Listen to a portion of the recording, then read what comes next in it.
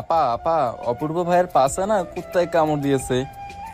কথাটি বলেই পোকায় খাওয়া দাঁতে হাসতে লাগলো নির্ঝর। মনতার শাসন করার ভঙ্গিতে বলল, এসব কি ধরনের ভাষা নির্ঝর?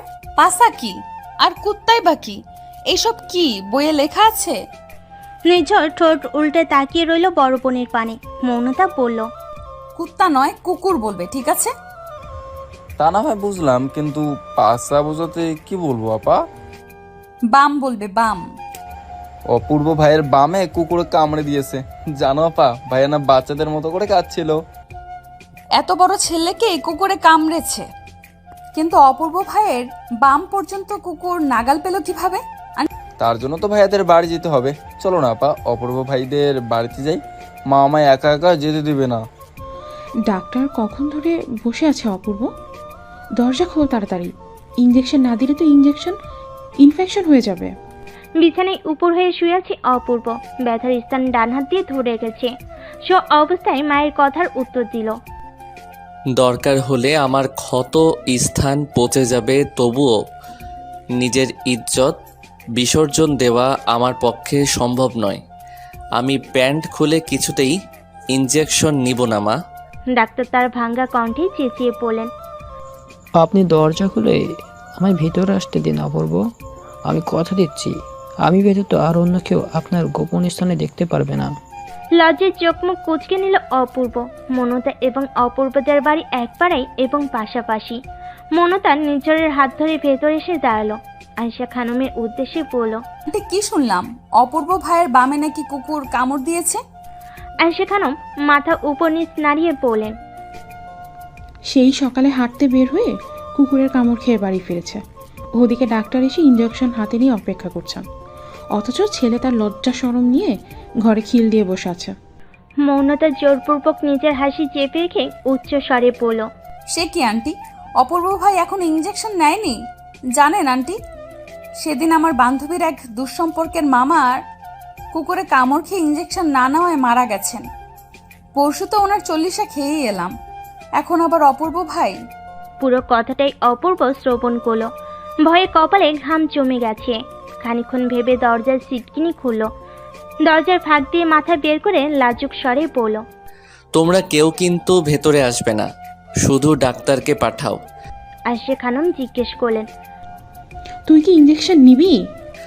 না নিয়েও তো উপায় নেই। এখনো গ্র্যাজুয়েশন কমপ্লিট করতে পারলাম না, তার আগে মরে গেলে কিভাবে কি? আয়েশা খানম খুশি হলেন। ডাক্তার নিজের সঙ্গে আনা কালো ব্যাগটি হাতে করে ঘরের ভেতরে প্রবেশ করলেন। সঙ্গে সঙ্গে দরজা আবার আগের মতো বন্ধ হয়ে গেল। নিচর মুখে হাত রেখে বলল, আপা, ডাক্তার মনে হয় ভাইয়ের বামে ইঞ্জেকশন দিয়ে গেছে। মনতা আস্তে করে বলল। চুপ। নিচর চুপ রইল না। প্যান্টের পকেট থেকে মনতার ফোন বের করে বলল, বাড়ির ওই পাশে অপূর্ব ভাইয়ের ঘরের জানালা আছে। চলো আপা, ওখানে গিয়ে অপূর্ব ভাইয়ের ইঞ্জেকশন নেওয়ার ভিডিও করি। তারপর ফেসবুক টিকটকে ছেড়ে দিয়ে অনেক ভিউ পাওয়া যাবে। মনতা নিচরের দিকে চোখ রাঙিয়ে তাকালো। এতটুকু একটা বাচ্চা ছেলে, অথচ মাথায় কি বুদ্ধি তার। অপূর্ব অগোছালোভাবে ডাক্তারের উদ্দেশ্যে বলল, ইঞ্জেকশন দিবেন ভালো কথা, কিন্তু চোখ বন্ধ করে দিবেন। ডাক্তার অবাক হয়ে বললেন, সে কি কথা? চোখ বন্ধ করে আবার ইঞ্জেকশন কিভাবে দেয়? আগে তো ক্ষতস্থানটি দেখতে হবে নাকি? এই পেশায় আছেন কত বছর হলো? এই ধরুন 12 বছর তো হবেই। 12 বছর ধরে এই পেশায় থেকেও চোখ বন্ধ করে রোগীকে ইঞ্জেকশন দিতে পারবেন না? আপনি ডাক্তার তো? ডাক্তার অপমানিত বোধ করলেন। দাঁতে দাঁত চেপে বলেন, আমার পেশা নিয়ে এত বড় কথা? ঠিক আছে, খুলুন আপনার প্যান্ট আর আমি চোখ বুজে আপনার বামে ইঞ্জেকশন দিব। অপূর্ব খুশি হলো, বলল। আগে চোখ বন্ধ করুন। ডাক্তার ইঞ্জেকশন হাতে নিয়ে চোখ বন্ধ করতেই অপূর্ব প্যান্ট খুলে দিল।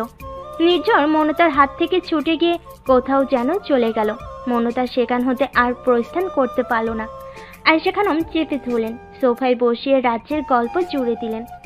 কথার ফাঁকে বললেন, এত বড় ছেলে আমার, এত বড় ভার্সিটিতে পড়ে, অথচ কাজগুলো সব নাদান শিশুদের মতো। একে নিয়ে কি করি বলতো মৌনতা? আয়েশা খানম চিন্তিত কণ্ঠে আবারও বলেন, হল থেকে বাড়ি ফিরেছে মাত্র কয়েকদিনের জন্য। কিছুদিন পর নাকি কিসের পরীক্ষা শুরু, কালই আবার ফেরার কথা ছিল, আর আজ কিনা এত বড় একটা অঘটন ঘটিয়ে এলো। আয়েশা খানমের কথার পরিপ্রেক্ষিতে কি বলে সান্ত্বনা দিবে বুঝতে পারল না মৌনতা, কিন্তু চুপ তো থাকা যায় না, তাই নিজের বোঝ অনুযায়ী প্রত্যুত্তরে পড়ল। চিন্তা করবেন না আন্টি, ডাক্তার তো ইঞ্জেকশন দিতেই গেছেন, যাওয়ার আগে ওষুধও দিয়ে যাবেন। নিয়মিত ওষুধ খেলে দেখবেন অপূর্ব ভাই ঠিক হয়ে যাবে। আয়েশা খানম স্বস্তি ফিরে পেলেন। অপূর্বের ঘরের দরজা খুলে ডাক্তার বের হলেন। কপালে বিন্দু বিন্দু ঘাম জমে আছে। ডাক্তার তার মোটা শরীর নিয়ে সোফায় বসে পড়ল। খাওয়া পানি হবে? ঘরে গেলেন, গ্লাসে করে পানি এনে ডাক্তারের হাতে দিলেন। এক নিঃশ্বাসে গ্লাসের পানিটুকু শেষ করে ডাক্তার বললেন, ছোট বাচ্চাদের ইঞ্জেকশন দিতে গিয়েও আমার এত নাকা জীবনই খেতে হয়নি যতটা না এই দামরা ছেলেকে ইঞ্জেকশন দিতে গিয়ে হয়েছে। মৌনতা হাসলো। আয়েশা খানম সে কথার কর্ণপাত না করে জিজ্ঞেস করলেন, ইঞ্জেকশন দিয়েছেন অপূর্বকে? জি দিয়েছি, কয়েকটি ওষুধ লিখে দিয়ে যাচ্ছি, সেগুলো আনিয়ে নেবেন এবং নিয়মিত খাবেন, ব্যথা কমে যাবে। ডাক্তার তার ব্যাগ থেকে কাগজ কলম বের করে প্রেসক্রিপশন লিখে অপূর্বের বাবা দাউদ ইসলামের হাতে দিলেন। দাউদ ইসলাম ডাক্তারের ফি মিটিয়ে ওনাকে এগিয়ে দিতে গেলেন। এতক্ষণ আটকে রাখা দমটি চালেন আয়েশা খানম। দরজার ফাঁক দিয়ে মাথা বের করে অপূর্ব পড়ল, মা, ওই পাশের বাড়ির মেয়েটিকে দাঁত বের করে ভেটকি মারতে নিষেধ করো। এদিকে ব্যথায় আমার মরি মরি অবস্থা, আর এই মেয়ে কিনা আমার বাড়িতে এসে হাসাহাসি করে অপরাধ করছে। মৌনতার মুখখানি চুপসে গেল।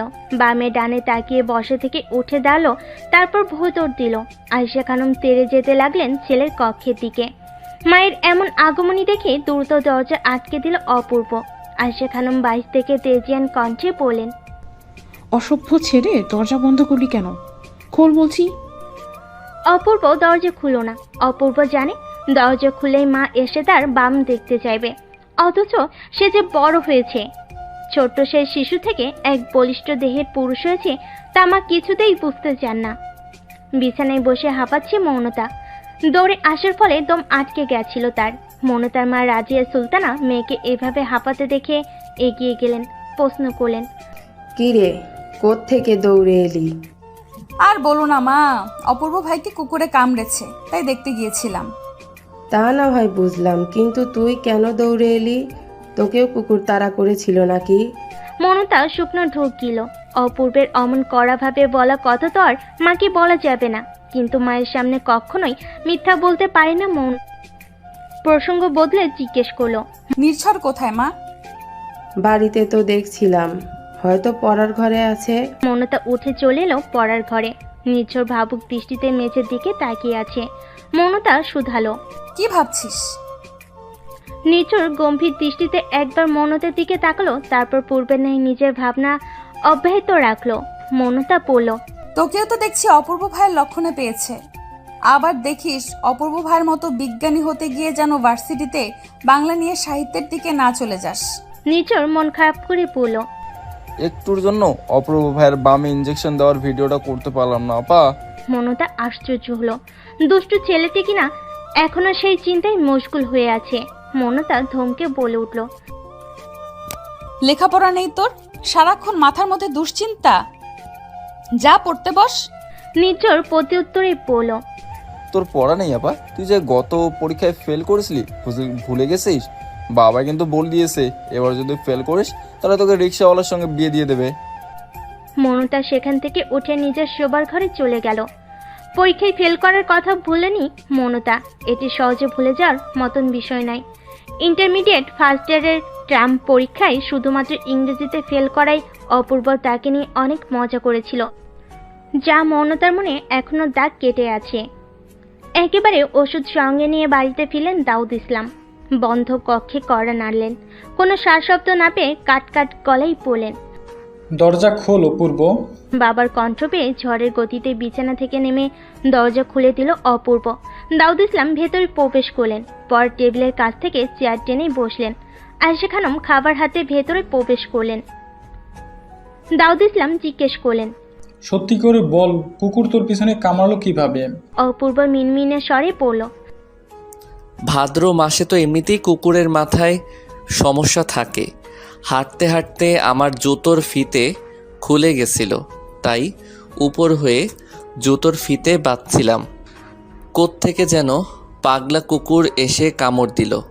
আশেপাশে মানুষ ছিল বলে বেঁচে গেছি, নইলে তো মাংস ছিঁড়ে তারপর ক্ষান্ত হতো কুকুরটি। দাউদ ইসলাম প্রসঙ্গ বদলে ছেলের উদ্দেশ্যে বললেন, খাবার খেয়ে ওষুধ খেয়ে নে। আর হ্যাঁ, এখনই হলে ফেরার দরকার নেই। পরীক্ষার প্রস্তুতি বাড়ি থেকে নিতে থাক। সুস্থ হওয়ার পর না হয় ফিরবি। অপূর্ব দ্বিমত পোষণ করে বলল, তা কি করে হয় বাবা? গুরুত্বপূর্ণ কিছু ক্লাস আছে, তারপর প্রেজেন্টেশন আছে, সেগুলো তো করতে হবে। আয়েশা খানম বলেন, আগে ঠিক হ, তারপর ওসব ভাবা যাবে। অপূর্ব চেষ্টা করেও বাবা মাকে বোঝাতে পারল না যে ইনজেকশন নেওয়া হয়ে গেছে, এখন আর কোনো সমস্যা নেই।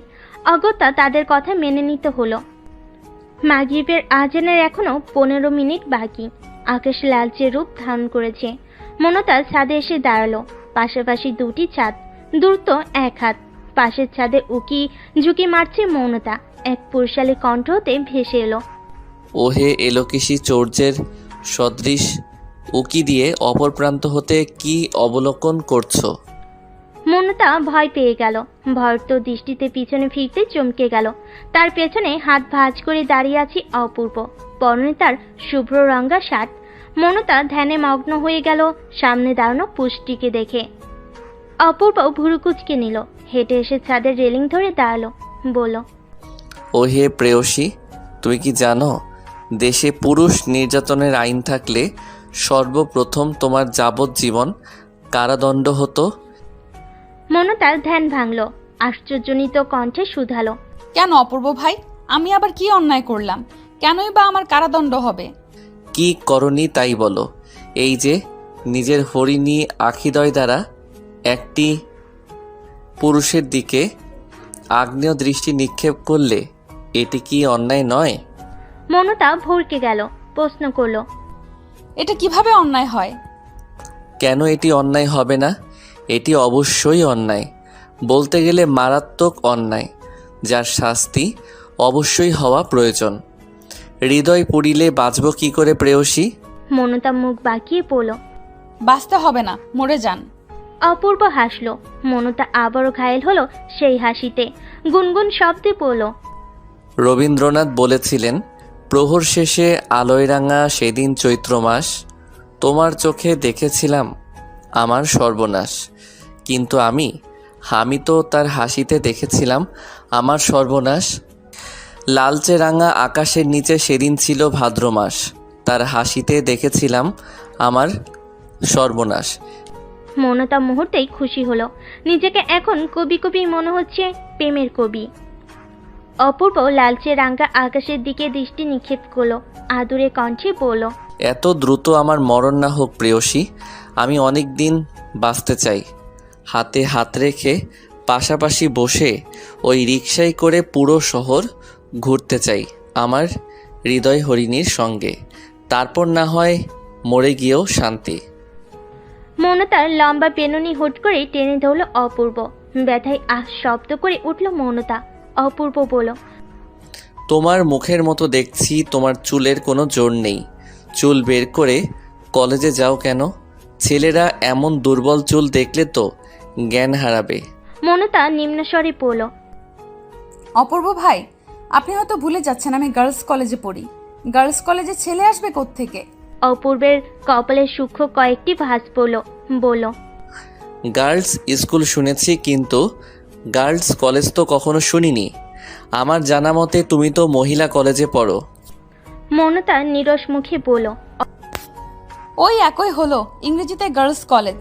অপূর্ব বিদ্রুপ করে বলল, মহিলার ইংরেজি হচ্ছে ওমেন। উচ্চ মাধ্যমিকে লেখাপড়া করার পরেও এই ছোট ইংরেজি শব্দটি জানো না, নাকি মহিলা কলেজ বলতে লজ্জা পাও? মৌনতার রাগ হলো, চুপ করে হাঁটতে লাগলো। অপূর্ব মৌনতার পাশাপাশি হাঁটছে। হাঁটতে হাঁটতে বলল, ও, তুমি তো আবার ইংরেজিতে ফেইল করো। অপূর্বের এই কথায় লজ্জা এবং রাগে মৌনতার কান দিয়ে ধোয়া বের হবার উপক্রম হলো। মৌনতার রাগ মিশ্রিত চাহনিতে অপূর্বের দিকে তাকালো। অপূর্ব ভুরু উঁচিয়ে বলল, এভাবে তাকালে কেন? মারবে আমায়? ওহে এলোকেশী, আমায় মারার জন্য যে কোনো অস্ত্র তোমায় ব্যবহার করতে হবে না। শুধুমাত্র তোমার ওই দৃষ্টি নামক বিষে ভরা বাণ আমার দিকে নিক্ষেপ করলে যে আমি নামক মানবটি ঘায়েল হয়ে যাব। কুকুরের কামড় খেয়েও কি আপনার শিক্ষা হয়নি? গতকাল থেকে এই অবস্থা নিয়ে পুরো এলাকা চষে বেড়াচ্ছেন। আমি কি তোমার মতো দুর্বল নাকি? সামান্য ব্যথা আমায় কাবু করতে পারে না। মৌনতা আর দাঁড়ালো না, এক প্রকার দৌড়ে চলে যেতে লাগলো।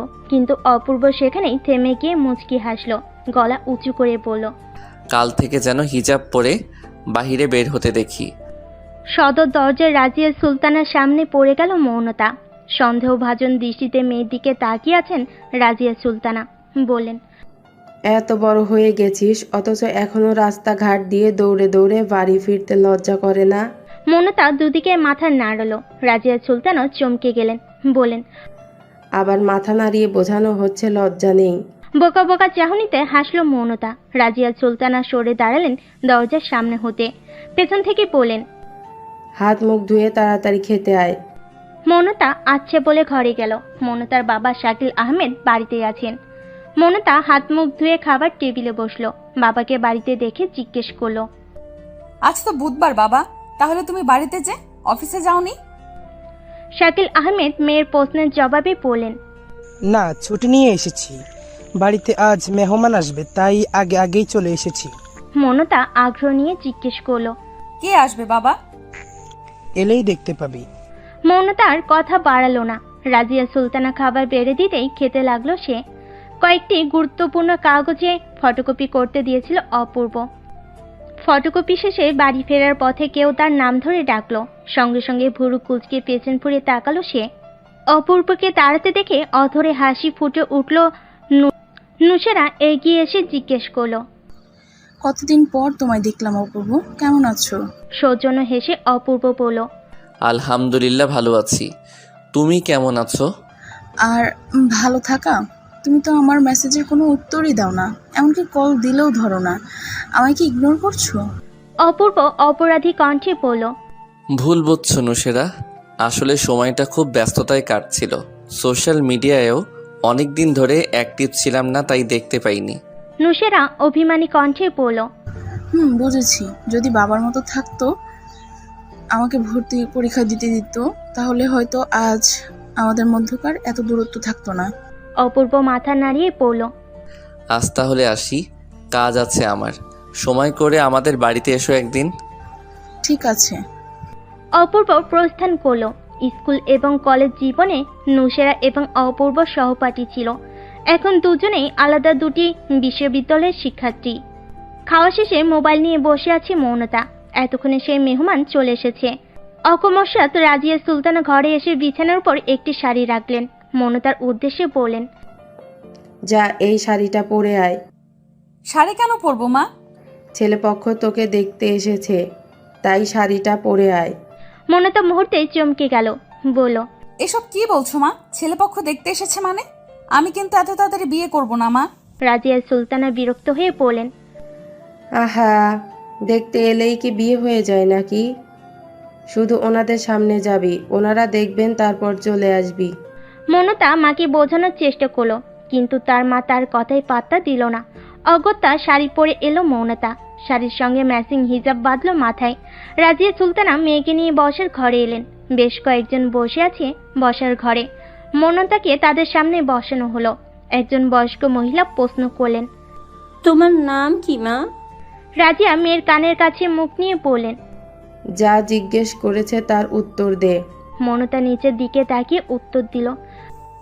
মৌনতা জান্নাত তৃষা। মহিলাটি বললেন, মাশাআল্লাহ, সুন্দর নাম। একের পর এক প্রশ্ন করে যাচ্ছে ওনারা, আর মৌনতা বাধ্য হয়ে তার উত্তর দিচ্ছে। খানিকক্ষণ পর আরেকটি মহিলা বলে উঠলেন, হিজাবটা কি সরানো যাবে? চুলগুলো দেখতাম আর কি। মহিলাটি রাজিয়ার দিকে তাকিয়ে হেসে আবারও বলেন, আপা, ওর চুলগুলো বের করে একটু হেঁটে দেখাতে বলুন না। রাজিয়া সুলতানের মুখখানি মলিন হয়ে গেল। রাগান্বিত দৃষ্টিতে স্বামীর পানে তাকালেন। শাকিল আহমেদের মুখও চুপসে গেছে। শাকিল আহমেদের বোন শামিমা আক্তার এই সম্বন্ধীটি নিয়ে এসেছেন। তিনি হেসে ভাইয়ের উদ্দেশ্যে বললেন, ওনাদের একমাত্র ছেলেকে বিয়ে করাবেন। বিয়ে করানোর আগে একটু তো যাচাই বাছাই করতেই হয় না কি? ওনারা যা বলছেন তাই কর। শাকিল আহমেদ আর কিছু বলতে পারল না। মৌনতার ইচ্ছে করছে এখানে কান্না করে দিতে। মেয়ের হিজাব খোলার জন্য উদ্যত হলেন রাজিয়া সুলতানা। হঠাৎ অপূর্ব প্রবেশ করলো ভিতরে, হাসি উজ্জ্বল মুখে সবাইকে সালাম দিল। শাকিল আহমেদ উদ্দেশ্যে বলল, চাচা, এনারা কারা? শাকিল আহমেদ উত্তরে বললেন, মৌনতাকে দেখতে এসেছে। সে কি চাচা, এত তাড়াতাড়ি মেয়েকে বিয়ে দিয়ে দিবেন? শামীমা আক্তার বললেন, দেখা দেখি হলে কি আর বিয়ে হয়ে যায়? এছাড়া মৌনতার তো বিয়ের বয়সই হয়েছে। অপূর্ব মৌনতার দিকে তাকালো, বলল, বড়দের মাঝখানে বসে বসে কথা গিলছো কেন? যাও, ঘরে গিয়ে পড়তে বসো। মৌনতা মলিন মুখে বসার ঘর থেকে উঠে নিজের ঘরে চলে গেল। মৌনতা যেতেই অপূর্ব জিজ্ঞেস করলো, আপনাদের মধ্যে পাত্রকে? বয়স্ক মহিলাটি পাশের লোকটিকে দেখিয়ে বললেন, এই যে আমার ছেলে, ওর জন্যই মেয়ে খুঁজছিলাম। ছেলে আমার সরকারি চাকরিজীবী।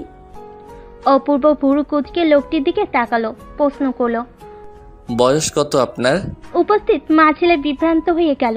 লোকটি নিচু স্বরে বলল, গত সপ্তাহে 31-এ পা দিয়েছি। অপূর্বের মুখে কাঠিন্যতা এসে ভর করলো, বিনয় নিয়ে বলল, আপনারা যাকে দেখতে এসেছেন তার বয়স সবে 17। আপনার স্ত্রী হিসেবে এই মেয়েটি একদম মানানসই নয়। আপনারা আসতে পারেন। ছেলের মা অপমানিত বোধ করলেন। শামীমা আক্তারকে কয়েকটি করার কথা বলে বিদায় নিলেন। এবার অপূর্ব শাকিল আহমেদের উদ্দেশ্যে বলল, একটা মাত্র মেয়ে আপনার, বিয়ে দিবেন ভালো কথা, তাই বলে এত বয়স্ক একটি লোকের সঙ্গে বিয়ে ঠিক করবেন? এতগুলো মানুষের সামনে মেয়েকে পণ্য সমতুল্য করে উপস্থাপন করবেন চাচা? শাকিল আহমেদ মাথা নিচু করে নিলেন, বলেন, আসলে মৌনতার বড় ফুফু এমনভাবে জোর করলো। মেয়ে আপনার, খাইয়ে পড়িয়ে বড় করছেন আপনি। বিয়ের পর কোনো ঝামেলা হলে আপনাকেই সেখানে যেতে হবে। এখানে অন্যের কথায় কি আসে যায় চাচা? লোকে কত কিছুই বলবে, তাই বলে কি লোকের কথা শুনতে হবে? অর্থবিত্ত কখনো সুখ বয়ে আনে না চাচা। মৌনতা আগে উচ্চ মাধ্যমিক পরীক্ষাটি দিক, তারপর না হয় এসব নিয়ে ভাবা যাবে। শাকিল আহমেদ উপনিস মাথা নাড়ালেন। শামীমা আক্তার শক্ত গলায় বলেন, তুমি জ্ঞান দাওর কে ছেলে? আমাদের মেয়ে আমরা যা ইচ্ছে করব। শাকিল আহমেদ প্রতিবাদী কণ্ঠে বলেন, ও যেই হোক আপা, ভুল কিছু তো বলেনি, বরঞ্চ তোমার কথায় সাই দেওয়া আমার ভুল হয়েছে। তুই বাইরের ছেলের সামনে আমাকে হেই করছিস শাকিল? হ্যাঁ করছি না আপা, নিজের ভুল স্বীকার করছি। শাকিল আহমেদ কথাটি শেষ করে ঘরে চলে গেলেন। শামীমা আক্তারও বসা থেকে উঠে দাঁড়ালেন। রাজিয়া ননদের উদ্দেশ্যে বলেন, আপা, ঘরে গিয়ে বসুন। তোদের ঘরে গিয়ে বসার আর ইচ্ছে নেই আমার। আমি আমার বাড়িতে চললাম। মুখ ঝামটা মেরে চলে গেলেন শামীমা আক্তার। অপূর্ব রাজিয়া সুলতানের উদ্দেশ্যে বললেন, এদিকে যে আমি এসে বসে আছি সে খেয়াল তো দেখছি আপনার নেই চাচি। রাজিয়া সুলতানা ঘাবড়ে গেলেন। অপূর্ব বলল, মেয়েকে বিয়ে দেওয়ার জন্য উঠে পড়ে লেগেছেন, অথচ বিয়ের পর যদি আমার মতো করে হঠাৎ মেয়ে জামাই বাড়িতে চলে আসে তখন কি এভাবেই বসিয়ে রাখবেন নাকি? রাজিয়া সুলতানা লজ্জা পেলেন, অতি ব্যস্ত হয়ে পড়লেন, তুমি বসো বাবা, আমি তোমার জন্য চা নিয়ে আসছি। অপূর্ব উঠে দাঁড়ালো। মনতার ঘরের দিকে যেতে যেতে বলল, শুধু চা আমি খাই না, সাথে কিছু বিস্কুটও দিয়ে যাবেন। আমি আপনার বলদি মেয়ের ঘরে আছি। রাজিয়া সুলতানা হাসলেন, রান্নাঘরের দিকে যাওয়া ধরলেন। মনতা গালে হাত দিয়ে বিছানায় বসে আছে। আজ অনেকদিন বাদে অপূর্ব এই বাড়িতে প্রবেশ করেছে। মনতার ঘরে শেষ যখন অপূর্ব এসেছিল তখন মনতার এসএসসি পরীক্ষা চলছিল।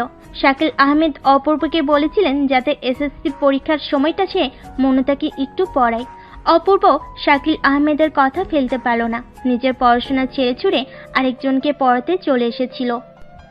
অপূর্ব ঘরে ঢুকে মৌনতার টেবিলের সামনে হতে চেয়ারটি টেনে বসলো, গম্ভীর কণ্ঠে বলল, গালে হাত দিয়ে বসে আছো কেন? ওই মাঝবয়সী লোকটির সঙ্গে বিয়ে হয়নি বলে কি মন খারাপ? মৌনতা অপূর্বর দিকে পূর্ণ দৃষ্টিতে তাকালো। আপনি অনেক বাজে বকেন অপূর্ব ভাই। আমি সর্বদা সত্য কথাই বলি, আর এই সত্য কথা কেউ পছন্দ করে না, তাই তাদের কাছে এই সত্য কথা বাজে বকার সমতুল্য। কথায় কথায় এই সাহিত্য বলাটা না আমার পছন্দ নয়। বলো। অপূর্ব তার স্বভাব সুলভ ভঙ্গিতেই মুচকি হেসে শুধালো। তোমার নাম মৌনতা কে রেখেছে বলো তো? বিশ্বাস করো, তোমার সঙ্গে মৌনতা নামটি যায় না। তোমার নাম হওয়া উচিত ছিল বাচালতা। এই লোকটির কিছু কথা শুনলেই মৌনতার রাগ চূড়ান্ত পর্যায়ে পৌঁছে যায়। তাই এখনো তাই হলো। অপূর্ব বলল। আহা, রেগে যাচ্ছ কেন? তোমার তো খুশি হওয়া দরকার। এই অপূর্ব তোমায় নতুন একটি নাম দিয়েছে। আজ থেকে তোমার নাম বাচালতা সেন। ওইটা বনলতা সেন হবে। হুম, তুমি আমার বাচালতা সেন। আপনি আমার নাম দেওয়ার কে? অলরেডি আমার একটি নাম আছে। রবীন্দ্রনাথ ঠাকুর যদি বিয়ের পর তার স্ত্রীর নাম বদলে ফেলতে পারে, তাহলে এই ২০ শতাব্দীতে এসে আমি কেন পারবো না? সে তার বউয়ের নাম রেখেছে। আমি কি আপনার বউ নাকি? এক সময় না এক সময় কারো না কারো বউ তো হবেই, তাই আগে থেকেই নাম রেখে দিয়েছি। আন্টি আপনাকে সহ্য করে কিভাবে বলুন তো? আন্টির জায়গায় আমি হলে ঝাঁটাপিটা করে আপনার মাথা থেকে এই ভুল সাহিত্য বের করে দিতাম। অপূর্ব ভাই, মায়ের জায়গায় তুমি তো যেতে পারবে না, তবে চাইলে অন্য একটি জায়গা ঠিকই নিতে পারো। মনটা ভুরু কুচকে শোধালো। কোন জায়গা? রাজিয়া সুলতানা চায়ের ট্রে হাতে ভেতরে এলেন। অপূর্বের কথার মাঝপথে থেমে গেল। চায়ের কাপ হাতে নিয়ে চুমুক দিয়ে অপূর্ব বলল। আহ, চাটা দারুণ হয়েছে চাচি। আপনার এই মেয়েটিকেও ভালো করে চা বানানো শিখাবেন তো। রূপের যে ছিরি, যদি চা খাইয়ে স্বামীর মন জয় করতে পারে। চা খেয়ে মনতার বাড়ি থেকে নিজের বাড়িতে চলে গেল অপূর্ব। মনতা মনে মনে বলল, কেমন বেহায়া লোক! মায়ের সামনে কিনা আমাকে অপমান করে গেল। আমাকে যে ছেলেপক্ষ দেখতে এসেছে অপূর্ব ভাই জানলো কিভাবে? নির্ঝর এবং মনতা একসঙ্গে বের হয়েছে বাড়ি থেকে। মনতা কলেজে যাবে আর নির্ঝর টিউশনে যাবে। হাঁটতে হাঁটতে মনতার প্রশ্নের উত্তর দিল নির্ঝর। আমি বলেছি। তুই? ফুপিকে বলতে শুনেছিলাম ওদের যদি তোমাকে পছন্দ হয় তাহলে কালই নাকি আংটি পড়ে যাবে। তাই আমি দৌড়ে গিয়ে অপূর্ব ভাইকে জানিয়েছি। ঠিক করেছি না আপা? মনতা হেসে নির্ঝরের দিকে একটি ক্যাডবেরি প্যাকেট এগিয়ে দিল।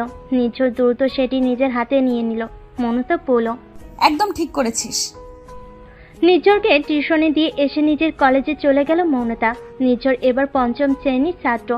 বাড়ি থেকে মনতার কলেজের দূরত্ব আধা ঘন্টা, আর নির্ঝরের স্কুল বাড়ির কাছাকাছি। বাড়িতে আজ অপূর্বর বড় বোন উর্মিলা এসেছে। উর্মিলার মুখখানায় এক ফালি কালো মেঘ ভর করে রেখেছে। আয়েশা খানম মেয়ের উদ্দেশ্যে শুধালেন, কি রে, তোকে দেখতে এমন লাগছে কেন? জামাই কোথায়? আগের চূড়ে কালো মেঘ যখন রাজত্ব শুরু করে তখন সেই মেঘ ভেদ করে অজস্র বৃষ্টির ফোঁটা জমিনে বর্ষণ হয়। ঠিক তেমনি উর্মিলার মুখশ্রীতে রক্তিম আভা ফুটে উঠল। মাকে সামনে পেয়ে জড়িয়ে ধরে কাঁদতে লাগলো। আয়েশা খানম পুনরায় প্রশ্ন করলেন, কি হয়েছে, কাঁদছিস কেন? জামাইয়ের সঙ্গে কি কোনো ঝামেলা হয়েছে? ওনার সাথে ঝামেলা করার কি সাহস আছে আমার? ঝামেলা করলেই কি আর ওই বাড়িতে টিকতে পারবো মা? তাহলে কি হয়েছে? উর্মিলা উদাস ভঙ্গিতে বলল, আমার ভাগ্যটাই খারাপ মা। এই জন্যই তো এমন একটা কিপ্টে লোকের সঙ্গে বিয়ে হয়েছে আমার। নইলে কি একা একা নিজের বাবার বাড়িতে আসতে হয়? অপূর্ব বলল, আমরা সবাই জানি দুলাভাই কেমন প্রকৃতির মানুষ। একটা কথা আছে না, আয় বুঝে ব্যয় করতে হয়। দুলাভাই ঠিক সেরকম, কিন্তু ওনার মনটা খুব ভালো। এই জন্যে কি আমি আমার বাবার বাড়িতে খালি হাতে আসব? তোকে কি আমরা কেউ বলেছি খালি হাতে এলে বাড়িতে ঢুকতে দিব না? উর্মিলা প্রতিক্রিয়াহীন হয়ে গেল। অপূর্ব বলল, ছোট্ট একটি কারণে রাগ করা, দুঃখ পাওয়া বন্ধ করো আপা। একটা কথা মনে রাখবি, অর্থ থাকতে সবসময় বুঝে শুনে খরচ করতে হয়। নিজের সামর্থ্যের বাহিরে কখনো কাউকে বিলাসিতা দেখাতে যাবি না, কিংবা অতিরিক্ত খরচ করবি না। অর্থ ফুরিয়ে গেলে কিন্তু পাশে আর কাউকে পাওয়া যায় না। উর্মিলা ছোট্ট করে বলল, এই বাড়িটি এখনো তোর, তাই নিজের বাড়িতে আসার সময় হাত খালি নাকি ভরা এসব কখনো ভাববি না। উর্মিলা মাথা নাড়িয়ে চোখের পানি মুছে নিল। অপূর্ব প্রশ্ন করলো, তোর মেয়েরা কোথায়? আনিনি ওদের। কথাটি বলে বসে থেকে উঠে বাবার ঘরের দিকে যাওয়া ধরল উর্মিলা। মনতা কলেজ শেষে বাড়ি ফিরছে। বাস থেকে নেমে সামনে এগোতেই নুসেরার সঙ্গে দেখা। মনতাকে দেখে নুসেরা হেসে বলল, তোর জন্যই অপেক্ষা করছিলাম। মনতার ভুল কুঁচকে গেল। প্রশ্ন করলো, আমার জন্য অপেক্ষা করছিলে? কেন অপেক্ষা করছিলে? নুসেরা পূর্বে নাই আবারও হাসলো। জিজ্ঞেস করলো, কেমন আছিস মনতা? আলহামদুলিল্লাহ ভালো আছি, তুমি? আমিও আলহামদুলিল্লাহ। কেন অপেক্ষা করছিলে বললে না তো? নুসেরা একটি ভাঁজ করা কাগজ এগিয়ে দিয়ে বলল, এই চিরকুটটি তোর অপূর্ব ভাইকে দিস। মনতা অবাক হলো। জিজ্ঞেস করলো, কি আছে চিরকুটে? তোর জেনে কাজ নেই, অন্য কারো হাতে দিলে সমস্যা হতে পারে, তাই তোকে দিলাম। তোর আর অপূর্ব বাড়ির পাশাপাশি, অপূর্বর হাতে এটা দিয়ে তারপর বাড়ি যাস। মনতা সন্দেহভাজন দৃষ্টিতে তাকিয়ে আছে। নুসেরা বলল, কিরে যা। চিরকুটটি ব্যাগে ভরে বাড়ি থেকে হাঁটা ধরল মৌনতা। নির্ঝতার খেলনা এরোপ্লেন নিয়ে ছাদে খেলছে। অপূর্ব বলল, বোনের মতো কি তোর মাথার নাট বল্টু ছুটে গেছে নাকি? এই কাঠফাটা রোদে ছাদে কি করছিস? তোমার চোখ নেই, দেখতে পাচ্ছ না কি করছে? বড়দের সঙ্গে কিভাবে কথা বলতে হয় তাও জানিস না দেখছি। ছোটদের সঙ্গে কিভাবে কথা বলতে হয় তুমিও তো জানো না। এ তো দেখছি বোনের কার্বন কপি। তা তোর বোন কোথায়? আপাকে দিয়ে কি করবে আমায় বলো। কাল তো ঠিকই আমার কাছে এসে বলেছিলি, অপূর্ব ভাই বাড়িতে কারা যেন এসেছে, আপাকে নাকি বিয়ে করে নিয়ে যাবে, তুমি তাড়াতাড়ি এসো। এখন রূপ বদলে গেছে। তোমার পাশা। এতটুকুই বলে জিভে কামড় দিল নির্ঝর। দাঁত বের করে হেসে বলল, তোমার বামের ব্যথা সেরে গেছে অপূর্ব ভাই? পুরোপুরি সারিনি। তার আগে একটা কথা বল আমায়। কি কথা? তুই আমার পেছনের ভিডিও করে আমায় ভাইরাল করতে চেয়েছিলি তাই না? নির্ঝরের হাসি বন্ধ হয়ে গেল। মনে মনে বলল, এই রে, ধরা পড়ে গেলাম নাকি? কিরে উত্তর দিচ্ছিস না কেন? নির্ঝর নীরব রইল। অপূর্ব এবার দুষ্টু হাসি হেসে বলল, তুই হয়তো জানিস না, তোর মুসলমানির ছবি কিন্তু আছে আমার কাছে। নির্ঝর লজ্জা পেল। বলল, ওই ছবি ডিলিট করে দিও অপূর্ব ভাই। সে দেখা যাবে পরে, আমি শুধু সাবধান করে দিলাম তোকে। তুমি জানলে কিভাবে আমি তোমার ভিডিও করতে চেয়েছিলাম? আমার বাড়িতে বলেছিস আর আমি জানবো না? শুনিসনি? দেওয়ালেরও কান আছে। দেওয়াল তোমাকে বলেছে এসব? হুম। দেওয়াল কি কথা বলতে পারে নাকি? পারে তো। নির্ঝর গভীর ভাবনায় আচ্ছন্ন হয়ে গেল। তখনই নিচ থেকে মায়ের ডাক পড়ল। নির্ঝর দৌড়ে নিচে চলে গেল। মনতা পোশাক বদলে হাত মুখ ধুয়ে দরজা আটকে বিছানায় বসলো। ব্যাগ থেকে নুসরাত দেওয়া চিরকুটটি বের করলো। ইচ্ছে জাগলো চিরকুটে কি লেখা আছে দেখার জন্য। পরক্ষণেই মনে পড়ল, অন্যের ব্যক্তিগত কিছু দেখা কি ঠিক হবে? ভাবতে ভাবতেই খানিকটা সময় পার হয়ে গেল। রাজিয়া সুলতানা দরজার বাহির থেকে ডেকে পড়লেন, মৌনতা নাস্তা করে যা। চিরকুট বালিশের নিচে রেখে বের হলো মৌনতা। আগে থেকে টেবিলে বসে খাচ্ছে নির্ঝর। মৌনতা বসতে রাজিয়া সুলতানা খাবার সামনে দিয়ে গেলেন।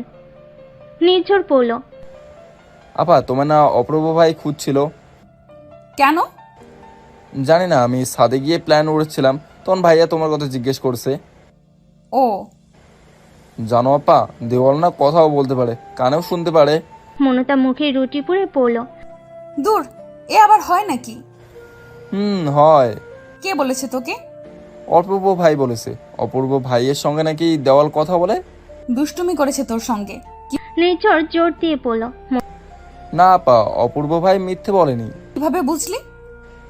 আমি যে অপূর্ব ভাইয়ের বামে ইঞ্জেকশন দেওয়ার ভিডিও করতে চেয়েছিলাম, ভাইয়া জেনে গেছে। অপূর্ব ভাই তো তখন ওখানে ছিল না, তাহলে জানলো কিভাবে? দেওয়াল বলেছে বলেই তো জেনেছে। মৌনতা ভুরু কুচকে ফেল। নির্ঝর কান্না জড়িত কণ্ঠে পড়ল, আপা অপূর্ব ভাইকে বলে দিও যাতে আমার মুসলমানের ছবিটা কেটে দেয়। তোর মুসলমানের ছবি ওনার কাছে কোত্থেকে গেল? যখন তোর মুসলমানি হয়েছিল তখন কি ওনার হাতে এত বড় মোবাইল ছিল না? নির্ঝরও চমকে গেল, বলো, অপূর্ব ভাইয়ের মোবাইলে ছিল না কি? আঙ্কেল শুধু একটা বাটন ফোন দিয়েছিল কথা বলার জন্য, ওই ফোনে ছবি তোলা যেত না। তাহলে ভাই আমায় বোকা বানিয়ে নিল। তুই আবার চালাক ছিলি কবে? বলেই হাসলো মৌনতা। নির্ঝর রাগ দেখে খাবার নিয়ে টেবিল থেকে উঠে ঘরে চলে গেল। মনতা খাওয়া শেষে টেবিল গুছিয়ে ঘরে এলো।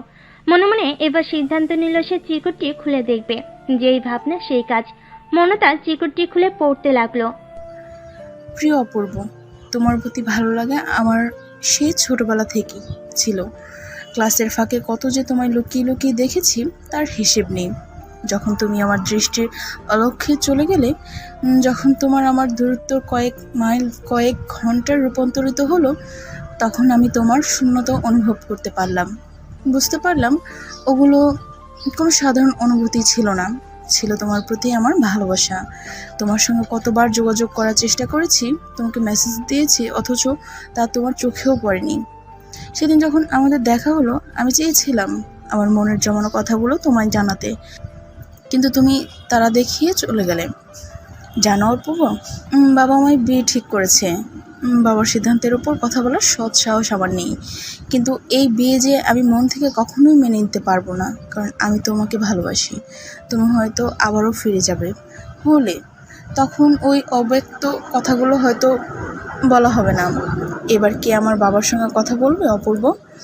আমি যে তুমি বিনা কারোর সঙ্গে নিজের জীবন বাঁধতে চাই না। ইতি নুসেরা। মনতা শুকনো ঢুকিল, জোরে জোরে কয়েকটা নিঃশ্বাস নিল, বলল, নুসেরা আপু অপূর্ব ভাইকে পছন্দ করে। মনতা লেখার দিকে তাকিয়ে আনমনে পুনরায় বলে উঠল, এই চিরকুট যদি অপূর্ব ভাই দেখে তাহলে উনিও কি নুসেরা আপুকে ভালোবাসবেন? নুসেরা আপুর বিয়ে ভেঙে দেবেন? মনতা লেখার দিকে তাকিয়ে আনমনে পুনরায় বলে উঠল। অজান্তেই চোখ দিয়ে পানি গড়িয়ে পড়ল মৌনতার।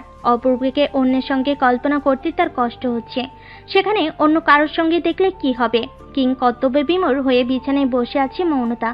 নানা ধরনের আবল তাবল ভাবনায় মুশকুল সে। মাগরিবের আজান হয়ে গেছে। রাজিয়া সুলতানা চেঁচিয়ে বললেন, আজান দিয়েছে মৌনতা, শুনতে পাসনি? নামাজ পড়তে যা। মৌনতা উঠে গেল। অজু করে এসে জায়নামাজ বিছিয়ে নামাজ পড়তে লাগলো। নির্ঝর গালে হাত দিয়ে গম্ভীর দৃষ্টিতে দেওয়ালের দিকে তাকিয়ে আছে। এবার দেওয়ালের উদ্দেশ্যে বলল, তুই কথা বলতে পারিস, আবার কানেও শুনতে পারিস, তাহলে আমার সঙ্গে কথা বলতো দেখে। বিপরীত দিক থেকে কোনো উত্তর না পেয়ে নির্ঝর আবারও বলল, অপূর্ব ভাইয়ের সঙ্গে তো ঠিকই কথা বলিস, তাহলে আমার সঙ্গে কেন বলছিস না? ছেলেকে একা একা কথা বলতে দেখে রাজিয়া সুলতানা ভুরু কুচকে ফেললেন। জিজ্ঞাসা করলেন, কিরে, একা একা কার সঙ্গে কথা বলিস? মাথা কি গেছে? নির্ঝর অসহায় কণ্ঠে বলল, দেখো না মা, দেওয়াল অপূর্ব ভাইয়ের সঙ্গে কথা বলে, কিন্তু আমার সঙ্গে বলে না। দেয়াল কি কথা বলতে পারে নাকি? তাহলে অপূর্ব ভাই যে বলল? এমনি বলেছে। নামাজ শেষ করে ঘর থেকে বের হলো মৌনতা। মায়ের উদ্দেশ্যে বলল, মা আমি একটু অপূর্ব ভাইদের বাড়ি থেকে আসছি। রাজিয়া সুলতানা ওখান থেকেই উত্তর দিলেন, তোর বাবা চলে আসবে, এখন কোথাও যেতে হবে না, পড়তে বস। খুব দরকার আছে মা, এই যাবো আর আসবো। রাজিয়া সুলতানা আর কিছু বললেন না। মৌনতা অপূর্বদের বাড়িতে চলে গেল। সদর দরজা খোলা আছে। মৌনতা ভেতরে প্রবেশ করতেই আয়েশা খানমের দেখা পেল। মৌনতাকে দেখে আয়েশা খানম বললেন, আরে মৌনতা যে, হঠাৎ এই সময়? তোর তো সহজে দেখাই পাওয়া যায় না এ বাড়িতে। মৌনতা জোরপূর্বক হেসে পড়ল। এমনি এলাম। উর্মিলা এগিয়ে এসে বলল, কি রে মৌনতা, কেমন আছিস? লেখাপড়া কেমন চলছে? এই তো আলহামদুলিল্লাহ। তা আপনি কবে এলেন আপু? আজ দুপুরে। অপূর্ব ভাই কোথায় আন্টি? আয়েশা খানম রাতের রান্নার জন্য চাল বাড়ছেন। বলেন, নামাজ পড়তে মসজিদে গিয়েছিল, ফিরেছে কিনা তা তো জানি না, ঘরে গিয়ে একটু দেখতো। মৌনতা মাথা নাড়িয়ে অপূর্বের ঘরের দিকে পা বাড়ালো। দরজায় ফাঁক দিয়ে উকি ঝুঁকি মারতে লাগলো। ঘরের ভেতরে আলো জ্বলছে, কিন্তু কাউকে দেখা যাচ্ছে না। পেছন থেকে হুট করে কেউ বলে উঠল, ওহে আমার বাচালতা সেন, এই গরিবের আলোয় কি চুরি করতে আসিয়াছ? মৌনতা জিভে কামড় দিয়ে সোজা হয়ে দাঁড়ালো। তারপর ঘরের ভেতরে প্রবেশ করলো। নিজেকে ধাতস্থ করে পেছন ফিরে হাসলো। অপূর্বের উদ্দেশ্যে বলল, সোনা দানা টাকা পয়সা সব চুরি করে নিয়ে যেতে এসেছি। অপূর্ব মুচকি হেসে বিছানায় বসলো। বলল, বললাম তো, এটি গরিবের আলোয়। গরিবের আলোয় এসব দামি জিনিস থাকে না। মৌনতা ভুরু কুচকে শুধালো, তাহলে আছেটা কি? এক বাক্স নিখাত ভালোবাসা। বাক্স ছোট নাকি বড়? আমার প্রেয়সীর ইচ্ছের উপরেই সেই বাক্সের আকার নির্ভর করে। বুকের ভেতর এক প্রশান্তি বয়ে গেল মৌনতার। যেই কারণে এসেছিল সেটি আর করতে ইচ্ছে হচ্ছে না। অন্যায় বাঁধার নুসের চিরকুটটি আর অপূর্বার হাতে দেওয়া হলো না মৌনতার। বসা থেকে উঠে দাঁড়ালো মৌনতা। অপূর্বের ঘর থেকে বের হওয়ার জন্য পা বাড়ালো। তৎক্ষণাৎ পেছন থেকে সেই মোহনীয় কণ্ঠ হতে ডাক এলো, মৌনতা। অপূর্ব ডাক শুনে পেছন ফেল মৌনতা। অপূর্ব বলল, এদিকে এসো। মৌনতা এগিয়ে এলো। অপূর্ব বসা থেকে আলমারির কাছে গেল। ভেতর থেকে একটি ছোট বাক্স বের করে মৌনতার সামনে এসে দাঁড়ালো। মৌনতা আগ্রহ ভরা দৃষ্টিতে তাকিয়ে আছে সেদিকে। অপূর্ব বক্সটি খুলে খুব সুন্দর একটি চেন মৌনতার হাতে দিয়ে পড়ল। এটি তোমার জন্য। মৌনতার ঠোঁটে হাসি ফুটে উঠল। চেনটি নাড়াচাড়া করে পড়ল। বাহ, খুব সুন্দর তো, তবে সাদা রঙের হলে আর সুন্দর লাগতো। অপূর্ব ভুরু কুচকে পড়ল। সোনা কখনো সাদা রঙের হয় নাকি? মৌনতা অবাক হয়ে শুধালো, এটি সোনার চেইন? তোমার বাবা খাইয়ে খাইয়ে একটি বলদি বড় করছে, যে কিনা সোনা এবং সিটি গোল্ডের মধ্যকার পার্থক্য বোঝে না। অপূর্বের কথাই এবার আর রাগ হলো না মৌনতার, বরঞ্চ অবাকের চূড়ান্ত পর্যায়ে পৌঁছে গেল। অপূর্ব বলল, এইভাবে হা করে তাকিয়ে আছো কেন? মুখে মশা ঢুকে যাবে তো। এত দামি একটি চেইন আমায় দিলেন, কিন্তু আপনি তো এখনো। মৌনতা অপূর্ব মৌনতাকে থামিয়ে দিয়ে পড়ল, কেউ উপহার দিলে কখনো তার দাম নিয়ে ভাবতে হয় না। উপহার সবসময় উপহারই হয়, সেটা ফুল হোক কিংবা গহনা। মৌনতা প্রতিক্রিয়াহীন হয়ে দাঁড়িয়ে আছে। অপূর্ব আবারও বলল, ভাবছো তো আমার এখনো লেখাপড়া শেষ হয়নি, অথচ তোমায় এই উপহার দিলাম কোত্থেকে, টাকা পেলাম কোত্থেকে? মৌনতা উপনিস মাথা নাড়ল। অপূর্ব হেসে বলল, ছাত্র বলে কি আমি বেকার? জানো আমি কতগুলো টিউশন করাই? 4টে টিউশন করাই। শহরে এক একটা টিউশনির বেতন অনেক, বুঝলে? বাংলাও কেউ প্রাইভেট পড়ে? অপূর্ব হেসে উত্তরে বলল, বাংলা কি কোনো সাবজেক্ট নয় নাকি? বাংলার মধ্যেও অনেক পড়া আছে। এছাড়া আমি তো উচ্চ মাধ্যমিকে বিজ্ঞান বিভাগের ছাত্র ছিলাম, তা তো জানো। এখন বিজ্ঞানের ছাত্রদেরই টিউশন করাই। মৌনতা অপূর্বের পাশে বসলো, ঘাড় ঘুরিয়ে প্রশ্ন করলো, করবো অপূর্ব ভাই? করো। আপনার স্বপ্ন ছিল বিজ্ঞানী হওয়ার, তাহলে আপনি কেন বাংলা ডিপার্টমেন্ট বেছে নিলেন? অপূর্ব ভাবুক দৃষ্টিতে তাকিয়ে পড়ল। মনে আছে যখন 3 কিংবা 4-এ পড়তে, তখন এইম ইন লাইফ নামক একটি প্যারাগ্রাফ আসতো পরীক্ষায়? আসতো। খাতায় বড় বড় করে লিখতে, my aim in life to become a doctor. টিচাররা যখন দাঁড় করিয়ে জিজ্ঞেস করত বড় হয়ে কি হতে চাও, তখনও উত্তর ছিল আমি বড় হয়ে ডাক্তার হব। ছোটবেলার কথা মনে পড়তেই অধরে হাসি ফুটে উঠল মৌনতার। অপূর্ব বলল, অথচ সায়েন্স থেকে এসএসসি পাশ করার পর যখন এ+ পেলে না, সরকারি কলেজে চান্স পাচ্ছিলে না, তখন বিভাগ পরিবর্তন করে আর্টসে নেমে এলে। তো এখন বড় হয়ে কি হতে চাও? স্বপ্ন কি? মৌনতা মিনমিনিয়ে স্বরে উত্তর দিল, শিক্ষক কিংবা ম্যাজিস্ট্রেট, এই দুটোর মধ্যে একটা হতে পারলেই স্বপ্ন পূরণ। সময়ের সাথে সাথে মানুষ বদলায়, মানুষের ইচ্ছে বদলায়, সম্পর্ক বদলায়, বদলায় অবস্থান। আমারও স্বপ্ন বদলেছে, তাই বাংলা ডিপার্টমেন্টে চলে এসেছি। মানুষের ভালোবাসাও কি বদলায় অপূর্ব ভাই? বদলায় তো। আপনারটাও কি বদলে যাবে? আমি যেহেতু একজন সাধারণ মানুষ, সেহেতু বদলাতেই পারে। মৌনতার মুখখানি মলিন হয়ে গেল। অপূর্ব মুচকি হেসে পড়ল, এখনকার ভালোবাসার বদলতা আরো দ্বিগুণ হয়ে যাবে, বুঝলে? মৌনতার মুখে আবার হাসি ফুটে উঠল। অপূর্ব বলল, কাল আমি হলে ফিরে যাচ্ছি, আবার কবে ফিরবো ঠিক নেই। মৌনতা অপূর্বর দিকে তাকালো। অপূর্বর দৃষ্টি মৌনতার দিকে।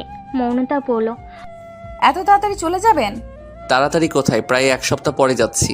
1 সপ্তাহ বুঝি অনেক দিন হলো। অপূর্ব দেওয়াল ঘড়ির দিকে লক্ষ্য করে পড়ল, 8টা বেজে গেছে। বাড়ি যাওয়ার কথা কি ভুলে গেলে নাকি? মৌনতাও ঘড়ির দিকে লক্ষ্য করলো। সময় দেখতে জিভে কামড় দিল, বলল, আমার তো খেয়ালই ছিল না, মা খুব বকবে। আমি গেলাম অপূর্ব ভাই। মৌনতা দৌড়ে চলে গেল। অপূর্ব পেছন থেকে পড়ল, সাবধানে যাও, পড়ে যাবে তো। অপূর্বর বাড়ি থেকে বের হতেই চিরকুটটির কথা মনে পড়ল মৌনতার। এই চিরকুট দেওয়ার জন্য তো অপূর্বর বাড়িতে যাওয়া। মৌনতা মুহূর্তে চিরকুটটি ছিঁড়ে কয়েক টুকরো করে ফেল, তারপর ময়লার ঝুড়িতে ফেলে দিয়ে মুচকি হাসলো। মনে এক প্রশান্তি কাজ করছে। পৃথিবীতে সবাই কি আর সবার প্রিয় এবং ভালোবাসার মানুষকে পাওয়া সম্ভব নয়। এক প্রান্তে কেউ তার প্রিয় মানুষকে পেয়ে গেলে অপর প্রান্তে কাউকে না কাউকে কাঁদতে হয়, প্রিয় মানুষ হারানোর দহনে পড়তে হয়। মনতা এই জীবনে প্রিয় সবকিছু হারাতে রাজি থাকলেও অপূর্ব নামক পুরুষটিকে হারাতে চায় না। মলের ঝুড়ির দিকে তাকিয়ে বলল, তোমার এই চিরকুটটি অপূর্ব ভাই পর্যন্ত পৌঁছে দিতে পারলাম না নুসেরা আপু। দোয়া করি তোমার জীবনে নতুন যে মানুষের আগমন ঘটছে তার সঙ্গে তুমি যেন সুখে থাকো। এতটুকু স্বার্থপর তো মানুষকে হতেই হয়। বাড়িতে এসে হাত মুখ ধুয়ে পড়ার টেবিলে বসলো মৌনতা। শাকিল আহমেদ এখনো বাড়িতে পৌঁছায়নি। রাত 9টায় 2 মেয়েকে নিয়ে শ্বশুরবাড়ি এলো উর্মিলার স্বামী হোসাইন। মেয়ে জামাইকে দেখে আয়েশা খানম সোফায় বসতে বলে রান্নাঘরে চলে গেলেন। রাতের খাবার টেবিলে বাড়তে লাগলেন। হোসাইল শাশুড়ির উদ্দেশ্যে বলল, আহা মা, ব্যস্ত হবেন না, আমরা খেয়ে এসেছি। সেখানে মুখ ভার করে বলেন, খেয়ে এসেছে মানে? এটা কিন্তু ঠিক করলে না বাবা। রাস্তার মধ্যে মেয়েদের খিদে পেয়ে গিয়েছিল, তাই আর কি, বাবা মায়েরা মিলে রাতে খাবার খেয়ে চলে এলাম। তা ওদের মা কোথায় আম্মা? ঘরে আছে। উর্মিলার 2 মেয়ে সাইরা এবং সাবিয়া, ওরা দুজন দৌড়ে অপূর্বর ঘরে চলে গেল। হোসেল সঙ্গে আনা ফল মিষ্টি আয়েশা খানমের হাতে দিয়ে উর্মিলার কাছে গেল। অপূর্ব তার ল্যাপটপে দ্রুত কিছু টাইপ করছে। সাইরা এবং সাবিয়া দৌড়ে এসে দুজন দুপাশে দাঁড়িয়ে পড়ল। কি করছো মাম্মা? ভাগ্নিতে দেখে মৃদু হাসলো অপূর্ব। উত্তরে বলল, খুব গুরুত্বপূর্ণ একটি কাজ করছি। তা তোমরা কার সঙ্গে এলে? 2 বোন একসঙ্গে উত্তর দিল, বাবার সাথে এসেছি। কোথায় তোমাদের বাবা? বাবা মায়ের কাছে গেছে। ও। অপূর্ব ল্যাপটপ রেখে ওদের নিয়ে বিছানায় বসে পড়ল। 3 জনে মিলে গল্প করতে লাগলো। আজ অনেকদিন বাদে ভাগ্নিদের সঙ্গে দেখা হয়েছে অপূর্বর। উর্মিলা মুখ ঘুরিয়ে বসে আছে বিছানায়। হোসাইল স্ত্রীর পাশে এসে বসলো, বলল, তোমার এই ঢং বাদ দাও তো। এখনো কি রাগ করার বয়স আছে তোমার? 2 মেয়ের মা তুমি। মেয়েদের রেখে কেউ বাপের বাড়ি এসে বসে থাকে? উর্মিলা ঝাঁঝালো কণ্ঠে বলল, বয়স হলে কি অনুভূতিরা হারিয়ে যায়? এতদিন বাদে আমার ভাই এসেছেন আর আমি আসবো না? নিজের বোনেরা এলে তো পাগল হয়ে যান, তখন আমি কিছু বলি? হোসেল বিরক্ত হয়ে কপাল কুঁচকে ফেল। উর্মিলা আর কিছু বলল না, উঠে গিয়ে ঘরের বাইরে চলে এলো। অপূর্বর ঘরের দরজার কাছে দাঁড়িয়ে মেয়েদের উদ্দেশ্যে বলল, সাইরা, সাবিয়া, আয় আমার সাথে। অপূর্ব তুই খেতে যা। সাইরা সাবিয়া মায়ের সঙ্গে চলে গেল আর অপূর্ব গেল খাবার টেবিলে। দাউদ ইসলাম খেতে বসে পড়েছেন। অপূর্ব বসতেই আয়েশা খানম ছেলের খাবার সহ প্লেট এগিয়ে দিলেন। অপূর্ব খেতে লাগলো। আয়েশা খানম ছেলের উদ্দেশ্যে প্রশ্ন করলেন, আর কদিন থেকে গেলে হতো না? অপূর্ব খাওয়া থামিয়ে জবাব দিল, একেবারে তোমাদের কাছে থাকার জন্যই তো এখন দূরে থাকছি মা। ভালো করে লেখাপড়া করছি। আয়েশা খানম দীর্ঘশ্বাস ফেলেন। দাউদ ইসলাম জিজ্ঞেস করলেন, কাল কখন রওনা দিবি? সকাল 8টা, 8:30টার মধ্যেই বের হব বাবা। তাহলে তো খুব সকালে উঠতে হবে। খেয়ে গিয়ে ঘুমিয়ে পড়বি, আজ আর পড়তে বসতে হবে না। অপূর্ব মাথা নাড়িয়ে খেতে লাগলো। হোসেল আজ রাতটি এখানেই থেকে গেল। ভোরের আলো ফুটতেই পুরো বাড়ি জুড়ে রাজিয়া সুলতানের চিৎকার শুরু হয়ে গেছে। মনতা এখনো বিছানায় শুয়ে আছে। রাজিয়া সুলতানা অনেকক্ষণ ডাকাডাকি করেও মেয়ের ঘুম ভাঙাতে না পেরে ফ্যানের সুইচ বন্ধ করে চলে গেলেন। তীব্র গরমে বেশিক্ষণ আর শুয়ে থাকতে পারল না মৌনতা। এতক্ষণে ঘেমেনে একাকার হয়ে গেছে। শোয়া থেকে উঠে ব্রাশ হাতে সোজা রান্নাঘরে চলে এলো মৌনতা। মায়ের উদ্দেশ্যে বলল, এই গরমের মধ্যে সকাল সকাল ফ্যান বন্ধ করে দেওয়ার কি তোমার উচিত হয়েছে মা? রাজিয়া সুলতানা সকালে নাস্তা তৈরি করছেন। রাগ মিশ্রিত কণ্ঠে বলেন, সোজা আঙ্গুলে ঘি না উঠলে আঙ্গুল বাঁকা করতে হয়, শুনিসনি? এতক্ষণ ভালো করে ডাকলাম, শুনলি না? যেই ফ্যান বন্ধ করলাম সুরসুর করে উঠে গেলি। তাড়াতাড়ি মুখ ধুয়ে পড়ার টেবিলে গিয়ে বস। পড়ার শব্দ যেন রান্নাঘর থেকে শুনতে পাই। মলিন মুখে বাথরুমে চলে গেল মৌনতা। ফ্রেশ হয়ে এসে পড়ার টেবিলের কাছে আসতেই ভুরু জোড়া কুঁচকে গেল। চেয়ারে বসে ঘুমি ঢুলছে নির্ঝর। নির্ঝরের মাথায় টোকা দিয়ে মৌনতা বসলো। নির্ঝর লাফিয়ে উঠল। মৌনতা বলল, কিরে ঝিমাচ্ছিস কেন? নির্ঝর অসহায় কণ্ঠে বলল, জানো আপা, সেই সকালে ঘুম থেকে উঠিয়ে পড়ার টেবিলে বসে রেখেছে মা। রাতে মনে হয় ঠিকমতো পড়িসনি। পড়েছি তো, তাও মা বসে রেখেছে। সমস্যা নেই, বেশি বেশি পড়। বড় হয়ে ডাক্তার ইঞ্জিনিয়ার হতে হবে তো। নিঝড় পড়তে লাগলো। রান্নাঘর থেকে রাজিয়া সুলতানার আওয়াজ এলো। মৌনতা, তোর পড়ার শব্দ পাচ্ছি না কেন? পড়ছি তো মা। বলে জোরে জোরে পড়া শুরু করলো মৌনতা। পড়ার মাঝখানে নির্ঝর সাবধানতা অবলম্বন করে ফিসফিসিয়ে পড়ল। আপা জানো, অপূর্ব ভাই না সকালে চলে গেছে। কোথায় গেছে? কলেজে চলে গেছে। কলেজ না বোকা, ওইটা ভার্সিটি। তা কখন গেল? 8টা বাজে বের হতে দেখেছি। যাওয়ার আগে ভাই আমায় দুটো বড় বড় ক্যাডবেরি দিয়েছে। নির্ঝর টেবিলের ডয়ার থেকে ক্যাডবেরি বের করে মৌনতাকে দেখালো, হেসে পড়ল। কিন্তু তোমাকে কিছু দেয়নি আপা?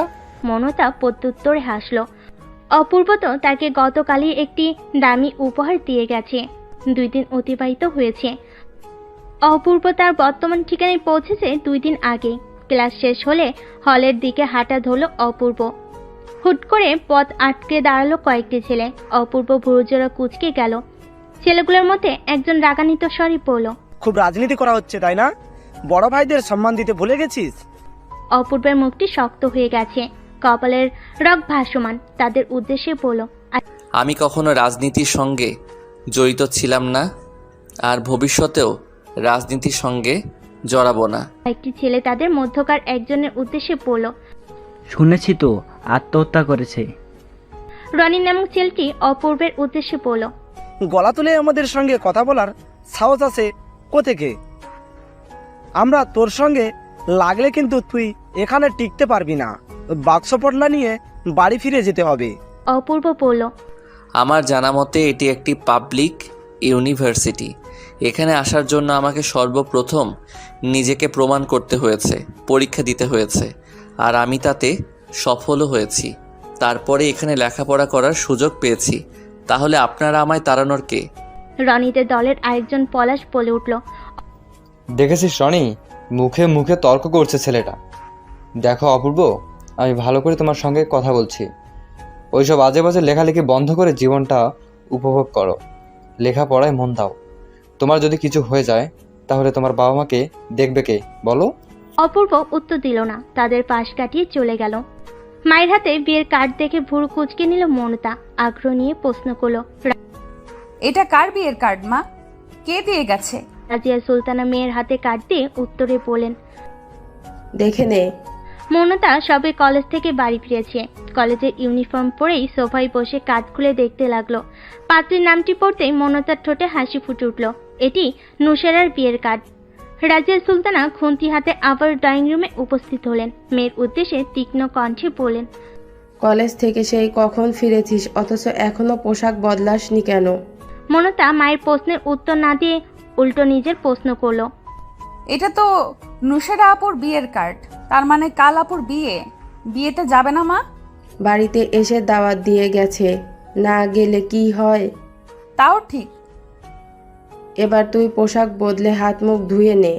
কার্ডটি সোফায় রেখে ঘরে চলে গেল মৌনতা। উর্মিলা এবং হোসাইল মেয়েদের নিয়ে এখনো দাউদ ইসলামের বাড়িতে আছে। দুপুরে একসঙ্গে খেতে বসেছে সবাই। হোসাইল ইশারের স্ত্রীর উদ্দেশ্যে কিছু বলছে। উর্মিলা স্বামীর ইশারা বুঝতে পেরেও কোনো প্রতিক্রিয়া না করে চুপচাপ খেতে লাগলো। স্ত্রীর নীরবতা দেখে হোসাইল নিজেই বলার জন্য প্রস্তুত হলো। পানি খেয়ে গলা ভিজিয়ে নিল, তারপর দাউদ ইসলামের উদ্দেশ্যে বলল, ইদানিং ব্যবসাটা খুব খারাপ যাচ্ছে আব্বা। দোকানের মালামাল প্রায় শেষের দিকে। দাউদ ইসলাম মুখের খাবার শেষ করে উত্তরে বললেন, তাহলে নতুন মাল উঠাও। হোসাইল খানিকক্ষণ নীরব রইল, তারপর ইনিয়ে বিনিয়ে বলতে লাগলো, নতুন মাল যে উঠাতে হবে তা তো আমি জানি আব্বা, কিন্তু দাউদ ইসলাম মেয়ের জামের দিকে মাথা তুলে তাকালেন।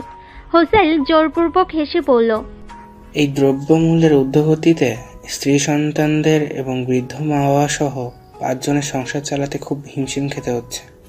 দোকানে যে মাল উঠাবো তার টাকাটাও হাতে নেই।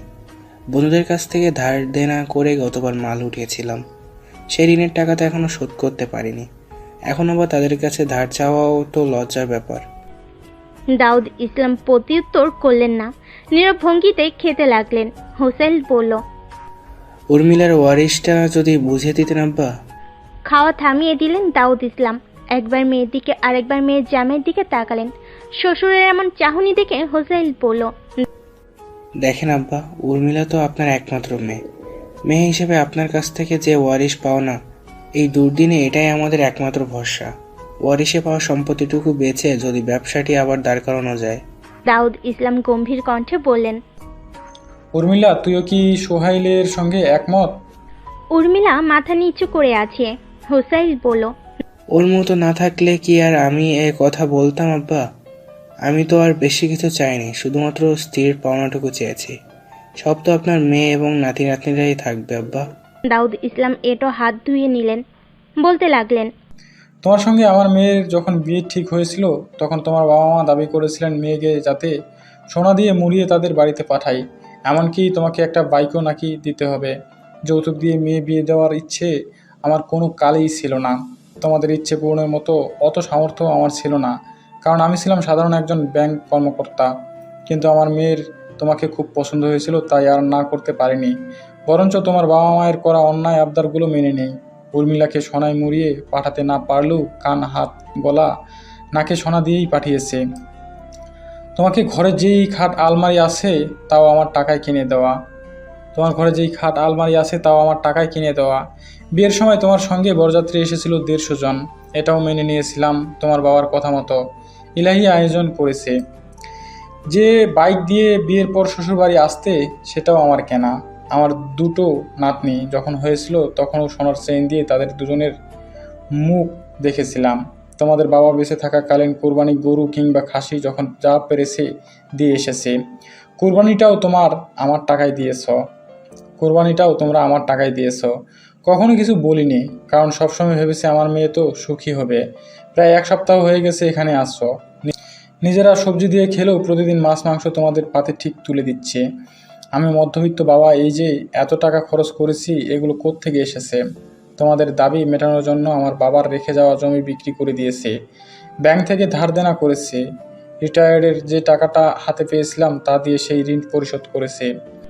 হোসেন দমল না, আরো কিছু বলতে চাইল, কিন্তু দাউদ ইসলাম আবারও বলতে লাগলেন, তোমার শাশুড়িকে যখন বিয়ে করেছিলাম তখন যৌতুক ছিল সমাজে প্রচলিত প্রথা, কিন্তু আমি আমার শ্বশুরের কাছ থেকে একটা কানা করিও নেইনি।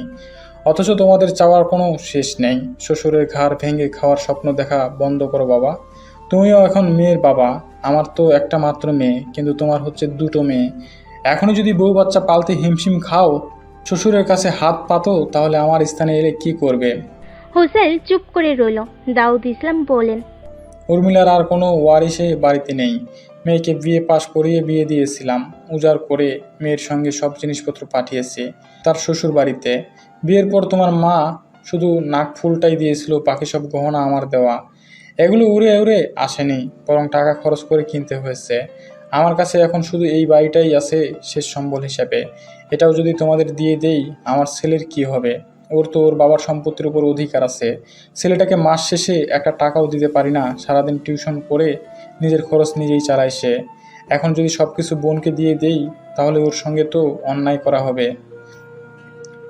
তাই আমাদের কিছু নিয়ে তুমি কথা বলো না বাবা। তোমার যখন ইচ্ছে তুমি এখানে এসে বেড়াবে, তাতে আমার কোনো আপত্তি নেই।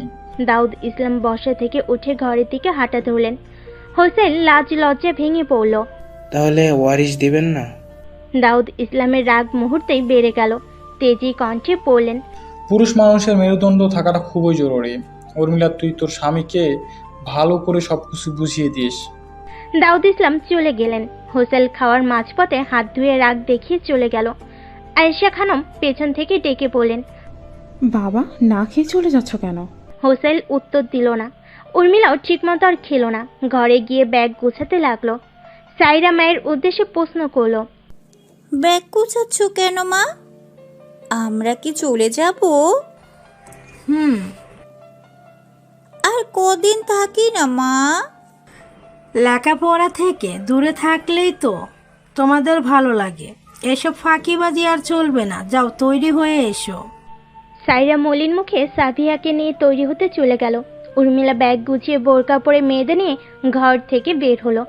আয়েশা খানম নিচু স্বরেই বলেন, তোর বাবার কথা রাগ করিস না মা। রাগ করবো না কেন মা? বাবা যা বলেছে সত্যিই বলেছে। এই কথাগুলো যদি আরো কয়েক বছর আগে বলতো, প্রতিবাদ করত, তাহলে হয়তো আজ ওনার লোভটা এতটা বাড়তো না। আয়েশা খানম চুপ হয়ে গেলেন। উর্মিলা বলল, আসি মা। আয়েশা খানম মেয়ের মুখের দিকে তাকিয়ে রইলেন। উর্মিলা সেই দৃষ্টি উপেক্ষা করে বেরিয়ে এলো বাবার বাড়ি থেকে। পুরো ঘর জুড়ে জামা কাপড় চড়িয়ে ছিটিয়ে রাখা, গালে হাত দিয়ে বিছানার এক কোণে বসে আছে মৌনতা। নির্ঝর ভুরকুচকে জিজ্ঞেস করলো, এগুলো এভাবে ফেলে রেখেছো কেন আপা? মৌনতা গোমরা মুখে উত্তর দিল, নুসেরা আপুর বিয়েতে কোনটা পরবো বুঝতে পারছি না, শাড়ি পরবো নাকি লেহেঙ্গা। নির্ঝর কাপড়গুলোর দিকে চোখ বুলে একটি সোনালী রঙের লেহেঙ্গা এনে মৌনতার সামনে রাখলো। তারপর বলল, আপা এটা পরো, এটা অনেক সুন্দর। তুই সুন্দরের কি বুঝিস, বাচ্চা ছেলে একটা। নির্ঝর রেগে গেল, বলল, আমি তোমার থেকেও ভালো বুঝি। মৌনতা মুখ বাঁকালো। নির্ঝর মৌনতার দিকে আবার এগিয়ে দিল লেহেঙ্গাটি, বলল, এটা পরো না আপা। মৌনতা দীর্ঘশ্বাস ফেলে লেহেঙ্গা নিজের হাতে নিয়ে পড়ল। আচ্ছা আচ্ছা তুই যা, আমি রেডি হয়ে আসছি। নির্ঝর হেসে চলে গেল ঘর থেকে। মৌনতা লেহেঙ্গা পরে আয়নার সামনে দাঁড়ালো। খুঁটিয়ে খুঁটিয়ে নিজেকে দেখছে। না, খারাপ লাগছে না, বরং বেশ ভালোই দেখতে লাগছে। মাথায় হিজাব বেঁধে ঠোঁটে হালকা লিপস্টিক দিয়ে ঘর থেকে বের হলো মৌনতা।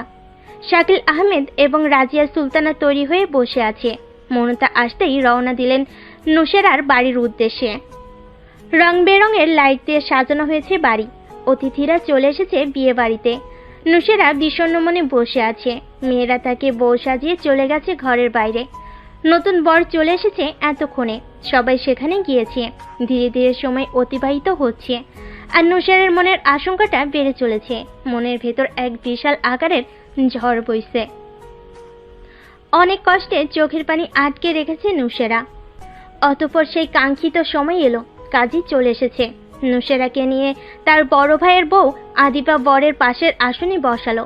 কাজী বিয়ে পড়ানো শুরু করে দিয়েছে, কিন্তু সেদিকে নুসেরার ধ্যান মন কিছুই নেই। মৌনতারা পৌঁছে গেছে খানিকক্ষণ আগেই। দুই বাড়ি দূর তো 8-10 মিনিট হবে। কিছুটা দূরে দাঁড়িয়ে নুসেরার দিকে তাকিয়ে আছে মৌনতা। বর এতক্ষণে কবুল বলে দিয়েছে। কাজী সাহেব এবার নুসেরাকে কবুল বলতে বলো, কিন্তু নুসেরার কান পর্যন্ত যেন কথাটি পৌঁছাচ্ছে না। নুসেরার বাবা গম্ভীর কণ্ঠে মেয়ের উদ্দেশ্যে বলেন, কি হলো, কবুল বল। বাবার কথাটি কর্ণকুহরে পৌঁছাতেই আটকে উঠল নুসেরা। শুকনো ঢোক গিলে পরপর 3 বার কবুল বলে দিল। কোণে কবুল বলতেই সবাই আলহামদুলিল্লাহ বলে উঠল। বিয়ের কাজ সম্পূর্ণ হতেই মৌনতা এগিয়ে গেল নুসেরার কাছে। মৌনতাকে দেখে নুসেরা বিচলিত হয়ে উঠল। ফিসফিস করে কান্না জড়িত কণ্ঠে বলল, মমতা, আমার তো বিয়ে হয়ে গেছে রে, এবার কি হবে? তুই চিঠিটা অপূর্বকে দিয়েছিলি? কি বলেছিল অপূর্ব? সে এলো না কেন? কোথায় সে? মৌনতা ঘাবড়ে গেল, কিছুক্ষণ চুপ করে রইল। মৌনতার চুপ থাকা দেখে নুসেরা আবারও প্রশ্ন করল, কিরে উত্তর দিচ্ছিস না কেন?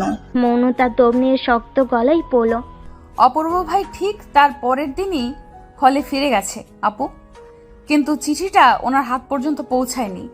চমকে গেল নুসেরা। প্রশ্নবিদ্ধ দৃষ্টিতে তাকিয়ে আছে মৌনতার দিকে।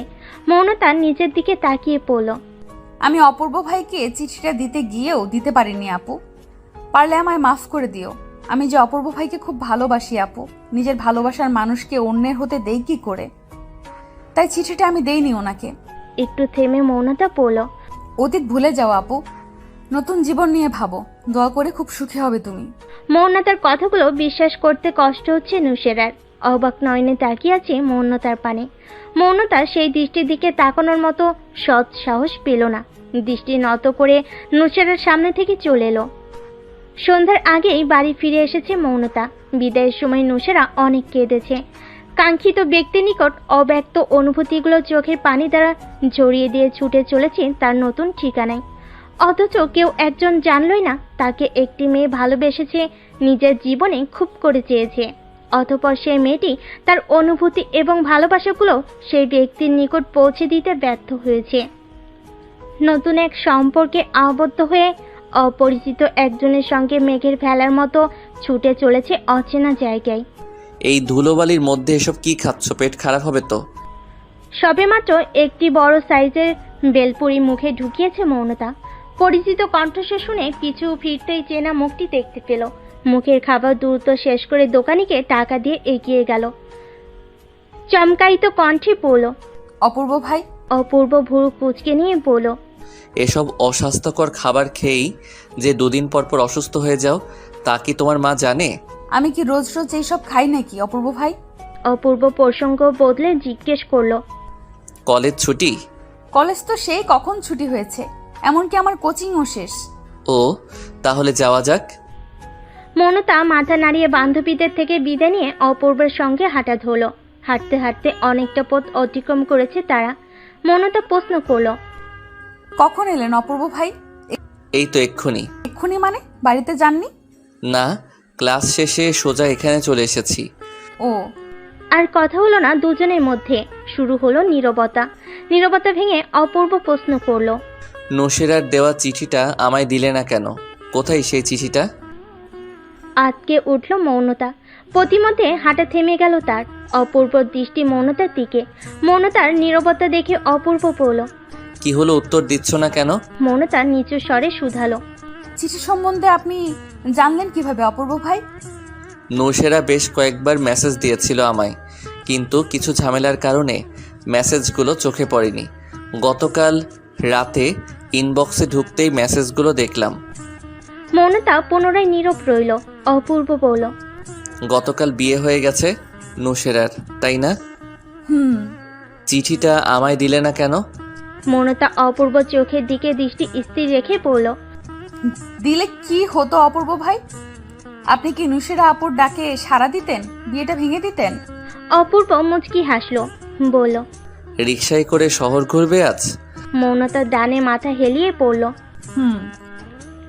অপূর্ব হাতের ইশারায় রিকশা থামিয়ে মৌনতাকে নিয়ে উঠে গেল তাতে। রিকশা চলতে লাগলো। অপূর্ব দৃষ্টি চলন্ত রাস্তায়। মৌনতার উদ্দেশ্যে বলল, আমরা আমাদের জীবনে কত মানুষকেই ভালোবাসি, কত মানুষকেই নিজের করে চাই, তাই বলে কি সবাইকে পাওয়া সম্ভব হয়ে ওঠে? মৌনতা দুদিকে মাথা নাড়িয়ে না বোঝালো। অপূর্ব বলল, প্রতিটি মানুষের অনুভূতি ভিন্ন, ভালোবাসা, ভালো লাগা এবং এগুলো প্রকাশ করার ধরনও ভিন্ন। সেক্ষেত্রে নূশেরা হচ্ছে আমার ভালো একজন বন্ধু। বন্ধু হিসেবে তার প্রতি আমার ভালোবাসা, ভালো লাগা ছিল। মৌনতাও বুঝতে পারল না অপূর্ব কেন এসব বলছে। তবুও মনোযোগ সহকারে অপূর্বর কথা শুনছে সে। অপূর্ব এবার কঠিন গলায় পড়ল, তোমার উচিত ছিল চিঠিটা আমি পর্যন্ত পৌঁছে দেওয়া। একটি চিঠি নিশ্চয়ই কারো অনুভূতি, ভালোবাসার পরিবর্তন করতে পারে না। আমার প্রতি এত ঠুনকো বিশ্বাস তোমার মনে? মৌনতা মাথা নিচু করে নিল।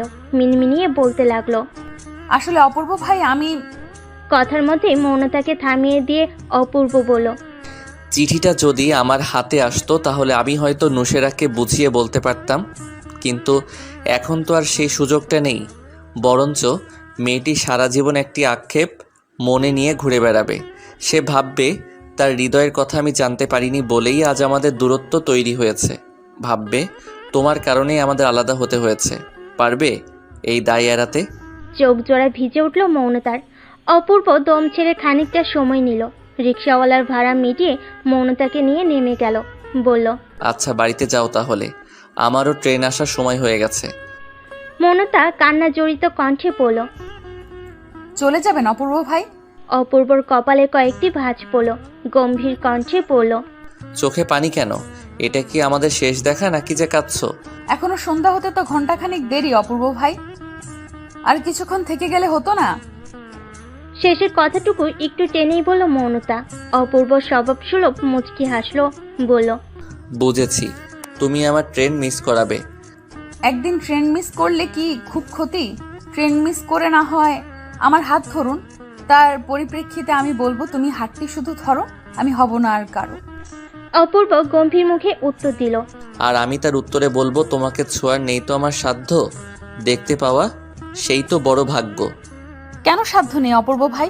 কারণ তোমার উপর আমার অধিকার নেই। অধিকার এমনি এমনি আসে না, অর্জন করে নিতে হয়। তার প্রচেষ্টাই তো করছি। তোমার বাবা তো আর বেকার ছেলের হাতে মেয়ে বিয়ে দিবেন না। মৌনতা মুখ গোমরা করে বলল, বাবারা এমন কেন হয়? অপূর্ব মৃদু হেসে উত্তর দিল, প্রত্যেক বাবারাই চায় তার মেয়ে যেন রানীর মতন থাকে, কোনো অভাব অনটন দুঃখ কষ্ট যেন তাকে ছুঁতে না পারে। তাই কোনো বাবা বেকার ছেলের সঙ্গে মেয়ে বিয়ে দিতে চায় না। তাদের জায়গায় আমি থাকলে আমিও এটাই চাইতাম। ভালো থাকার জন্য, সুখে থাকার জন্য টাকাটাই কি সব অপূর্ব ভাই? টাকাই সব। মৌনতা ঘোর প্রতিবাদ করে বলল, মোটেও না, টাকাই সব নয়। সুখে থাকার জন্যই ভালোবাসাই যথেষ্ট। মাছ মাংস ছাড়া ভাত খেতে পারো? মৌনতা বুঝল না এই প্রশ্ন কোথা থেকে এলো, তবু উত্তর দিল, না। বাজারে মাছ মাংসের দাম কত জানো? মৌনতা দুদিকে মাথা নাড়ল। অপূর্ব বলল, 2 দিন না খেয়ে থাকতে পারবে? রাগ করে 3 দিন না খেয়ে থাকার রেকর্ডস আছে। রাগ করে সবাই না খেয়ে থাকতে পারে, কিন্তু যখন রাগ চলে যায় তখন না খেয়ে থাকা সহজ নয়। বেঁচে থাকার জন্য, সুখে থাকার জন্য টাকাটাই সব। অভাব থাকলে ভালোবাসা জানালা দিয়ে পালায়। ডাল ভাত খাওয়ার জন্য টাকা লাগে, পোশাক ক্রয়ের জন্য টাকা লাগে। এই যে আমি তোমার সঙ্গে দেখা করতে এসেছি, এর পেছনেও টাকা লেগেছে। কিভাবে? গাড়ি ভাড়া। হেঁটে হেঁটে তো আর এতটা পথ অতিক্রম করা যায় না, তাই টাকা খরচ করে গাড়ি ভাড়া দিয়ে তারপরেই তো আসতে হয়েছে। ও। তাই আবেগ দিয়ে কখনো কিছু ভাববে না। আবেগ দিয়ে প্রেম হয়, কিন্তু ভালোবাসা কিংবা সংসার কখনো হয় না। মৌনতা প্রতিক্রিয়া করল না। সন্ধ্যা নেমে এসেছে, মাগরিবের আজানের সময় হয়ে গেছে। অপূর্ব বাড়ি পর্যন্ত মৌনতাকে এগিয়ে দিয়ে বলল, বাড়ি যাও, এবার আমি আসি। মৌনতা ফিরতে প্রশ্ন করলো, আঙ্কেল আন্টির সঙ্গে দেখা করে যাবেন না অপূর্ব ভাই? আমার আসার খবর বাবা মা জানে না। এখন বাড়িতে ঢুকলে মা আজ আর যেতে দিবে না। আচ্ছা, বিদায়। বেঁচে থাকলে খুব শীঘ্রই দেখা হবে। মৌনতা থেকে বিদায় নিয়ে চলে গেল অপূর্ব। মৌনতা অপূর্ব যাওয়ার দিকে তাকিয়ে বাড়িতে প্রবেশ করলো। রাজিয়া সুলতানা শক্ত কণ্ঠে মেয়েকে প্রশ্ন করলেন, আসতে দেরি হলো কেন? মৌনতা ভাবতে লাগলো কি উত্তর দিবে। রাজিয়া সুলতানা তাকিয়ে আছেন মেয়ের দিকে। মৌনতা বললেন, ফ্রেন্ডসদের সঙ্গে ছিলাম মা। কলেজের কাছেই একটা মেলা বসেছে, ওখানেই গিয়েছিলাম। এখন আবার কিসের মেলা বসেছে? বৃক্ষ মেলা মা। বৃক্ষ মেলা এই দিনে বসে নাকি? তুমি কি আমায় সন্দেহ করছো মা? ঠিক আছে চলো, তোমায় দেখিয়ে আনি। এখন তো সন্ধ্যা হয়ে গেছে, কাল না হয় যাব। মৌনতা চমকে গেল। রাজিয়া সুলতানাকে পাশ কাটিয়ে ঘরের দিকে যেতে যেতে বলল, তুমিও আমায় বিশ্বাস করলে না মা? এই জীবন রেখে কি করব আমি? 3 দিন পার হয়ে গেছে। অচেনা নাম্বার থেকে বিভিন্ন হুমকি ধামকির মেসেজ মোবাইলে ভরে গেছে। বিছানায় লম্বা হয়ে শুয়ে আছে অপূর্ব। মাথার মধ্যে কত শত ভাবনা। সত্য থেকে মিথ্যার জোর এখন বেশি। অন্যের প্রতিবাদ করলে মানুষের শত্রুর সংখ্যা বেড়ে যায়, মৃত্যুর সম্মুখে এসে দাঁড়ায়। অথচ যারা অন্যায় করে তারা সমাজের মধ্যে মাথা তুলে সসম্মানে বেঁচে থাকে। অপূর্ব রুমের রাব্বি এগিয়ে এলো, বলল, রনির দলবল তোর ওপর অনেক ক্ষেপে আছে। ওরা খুব খারাপ অপূর্ব। যদি তোর কোনো ক্ষতি করে দেয়, বাদ দে না এইসব লেখালেখি। বন্ধ চোখ জোড়া খুলে ফেল অপূর্ব। রাব্বির কথার পরিপ্রেক্ষিতে কিছু বলল না। পুরনো কথাগুলো মনে পড়ে গেল। ভার্সিটিতে যখন পা রেখেছিল তখন তার ভেতরে ছিল হাজারো স্বপ্ন। পাবলিক বিশ্ববিদ্যালয় নিয়ে প্রত্যেক শিক্ষার্থীর ভেতরেই অনেক স্বপ্ন থাকে। বোর্ড পরীক্ষার পর সবার প্রথম লক্ষ্যই হচ্ছে এই পাবলিক বিশ্ববিদ্যালয়গুলো। অপূর্বরও ঠিক তাই ছিল। কিন্তু ওই যে বলে না, বাইরে যা চাকচিক্যময়, ভেতরে তা শুধুই নিকষ কালো অন্ধকারের মতো। র্যাগিং আইনগত অপরাধ হলো লোকচক্ষুর আড়ালে অনেক সিনিয়র আছে যারা জুনিয়রদের ওপর বিভিন্ন অবান্তর কাজ চাপিয়ে দেয়। আর যারা তাদের কথা শুনে না, অন্যায় আবদার মানতে চায় না, তাদের উপর নেমে আসে নির্মম অত্যাচার। অপূর্বও যেদিন প্রথম ভার্সিটিতে আসে তখন তার কাছে সব ছিল অচেনা। বড় ভাইদের সালাম না দেওয়ার অপরাধে সারাদিন রোদের মধ্যে দাঁড়িয়ে থাকতে হয়েছিল তাকে। পেতে হয়েছিল বেদব উপাধি। এরপর থেকে প্রায় সময়ই সেই সিনিয়ররা হলরুমে আসতো, বিরক্ত করত তাদের। শেষে বাধ্য হয়েই অপূর্ব এর প্রতিবাদ করে, আর তারপর থেকে তাদের শত্রুতে পরিণত হয়। প্রথম এই রুমটায় অপূর্বরা 5 জন থাকতো। সবার সামনে কান ধরে উঠা বসা করানোই তাদের মধ্যকার একজন তো লজে আত্মহত্যার পথ বেছে নিয়েছে, আর একজন হল পরিত্যাগ করেছে। এই সিনিয়রদের কত অন্যায় আবদার,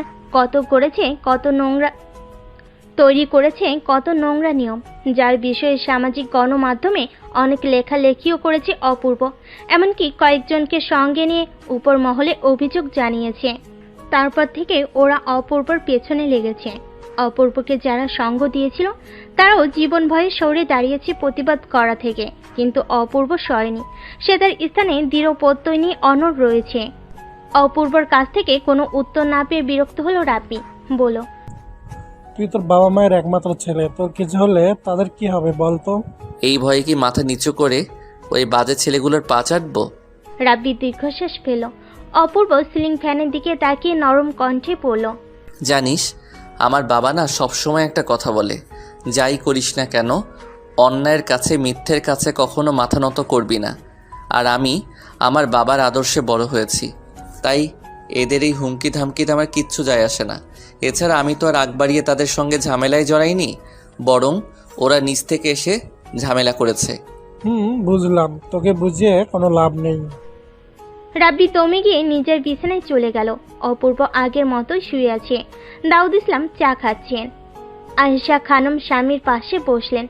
ইতস্তত করে বললেন, মেয়ে জামাই সেই যে রাগ করে গেল, আর তো মেয়ে এবং নাতিনদের নিয়ে এলো না।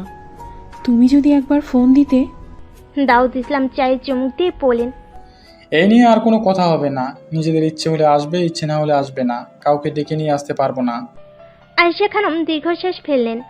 খাবার টেবিলে সবাই একসঙ্গে বসে রাতের খাবার খাচ্ছে। খাওয়া শেষে শাকিল আহমেদ বললেন, সকাল সকাল কিন্তু সবাই তৈরি থিকো, 9টার বাসেই কিন্তু রওনা দিব আমরা। মনতা ভুরু কুচকে নিল। নির্ঝর প্রশ্ন করলো, কেন বাবা? তোর বড় চাচার বাড়ি। মনতা প্রশ্ন করলো, কেন বাবা?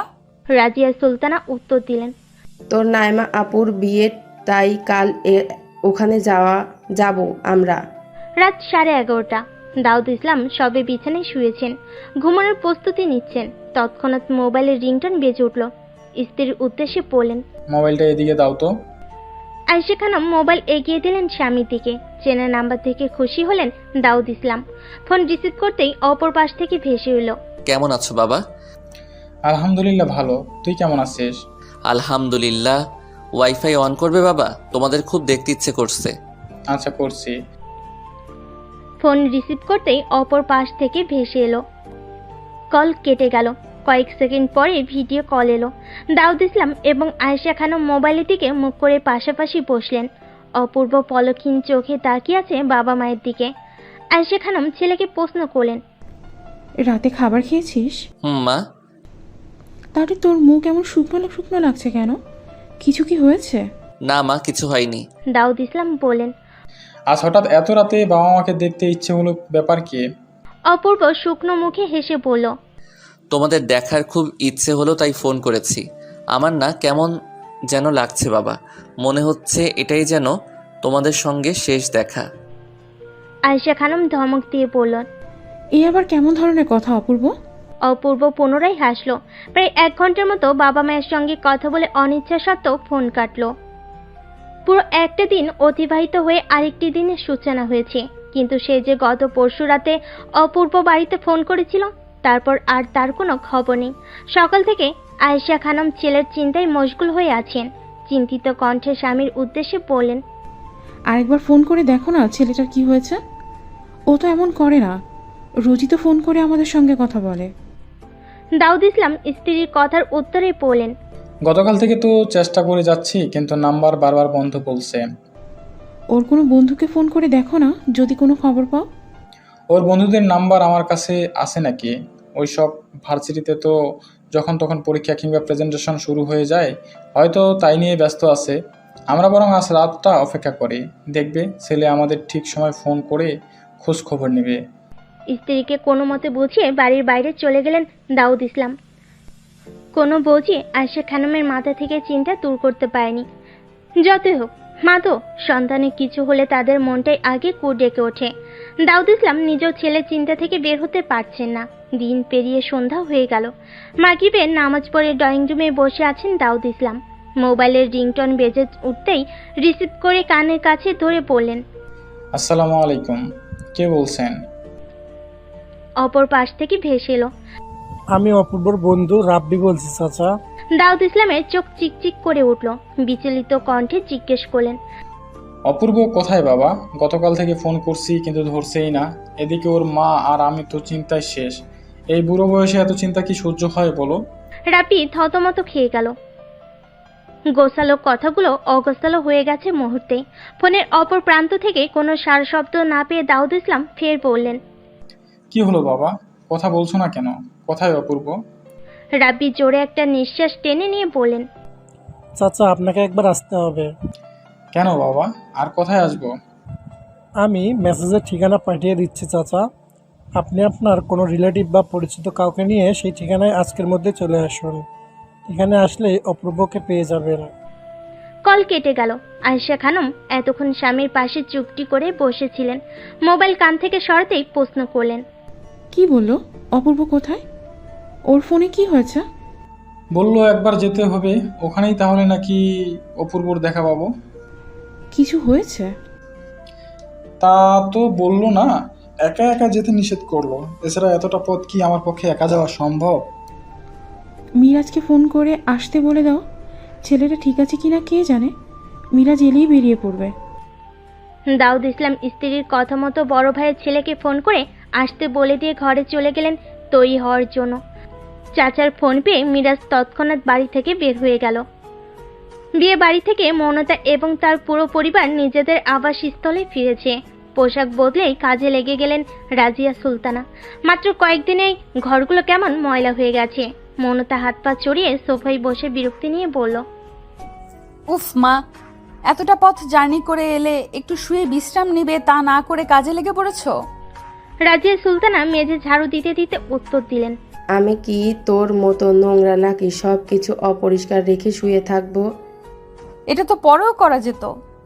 সময়ের কাজ সময়ে করতে হয়, পরের জন্য রেখে দিলে সেই কাজ কখনোই সফল হওয়া যায় না। মৌনতা চুপ হয়ে গেল। মায়ের সঙ্গে কথা বাড়ালে যে সে কথাই পারবে না তা বুঝে গেছে। মিরাজকে সঙ্গে নিয়ে কাঙ্ক্ষিত ঠিকানায় পৌঁছেছেন দাউদ ইসলাম। একটি ছেলে এগিয়ে এলো তাদের দিকে। দাউদ ইসলামের দিকে তাকিয়ে সালাম দিয়ে বলল, আমি ফোন করেছিলাম আঙ্কেল। তা অপূর্ব কোথায় বাবা? এবার তো নিয়ে চলো ওর কাছে। রাব্বি মুখখানি মলিন হয়ে গেল, বলল, জি আঙ্কেল চলুন। মর্গে কয়েকজন মিলে একটা লাশকে ঘিরে দাঁড়িয়ে আছে। মুখে তাদের আতঙ্ক বিরাজ করছে। দাউদ ইসলাম এবং মিরাজকে নিয়ে সেখানে উপস্থিত হলো রাব্বি। কপালে কয়েকটি ভাঁজ পড়ল দাউদ ইসলামের। প্রশ্ন করলেন, এখানে কেন নিয়ে এলে? এটা তো মর্গ, এখানে তো মৃত মানুষ থাকে। চোখ দুটো লাল হয়ে গেছে রাব্বির। মনে হচ্ছে এই যেন বর্ষণ হবে। নীরব ভঙ্গিতে এগিয়ে গেল সেই মৃত দেহের দিকে। মুখের ওপর থেকে কাফনের কাপড় সরিয়ে দিয়ে দৃষ্টি সরিয়ে নিল। পরিচিত মুখটি দেখে অন্তরাত্মা কেঁপে উঠল দাউদ ইসলামের। পৃথিবীর সবচেয়ে নিকৃষ্ট দৃশ্যপট হচ্ছে জীবিত পিতার দৃষ্টির সম্মুখে সন্তানের লাশ। ছোট ছোট কদম ফেলে এগিয়ে গেল দাউদ ইসলাম। অক্ষিদয় ভিজে গেছে ওনার। শিশুসুলভ কণ্ঠে বললেন, অপূর্ব বাপ, আমার এই অসময়ে এভাবে এখানে শুয়ে আছিস কেন? এই দেখ তোর বাবা এসেছে, চোখ খোল এবার।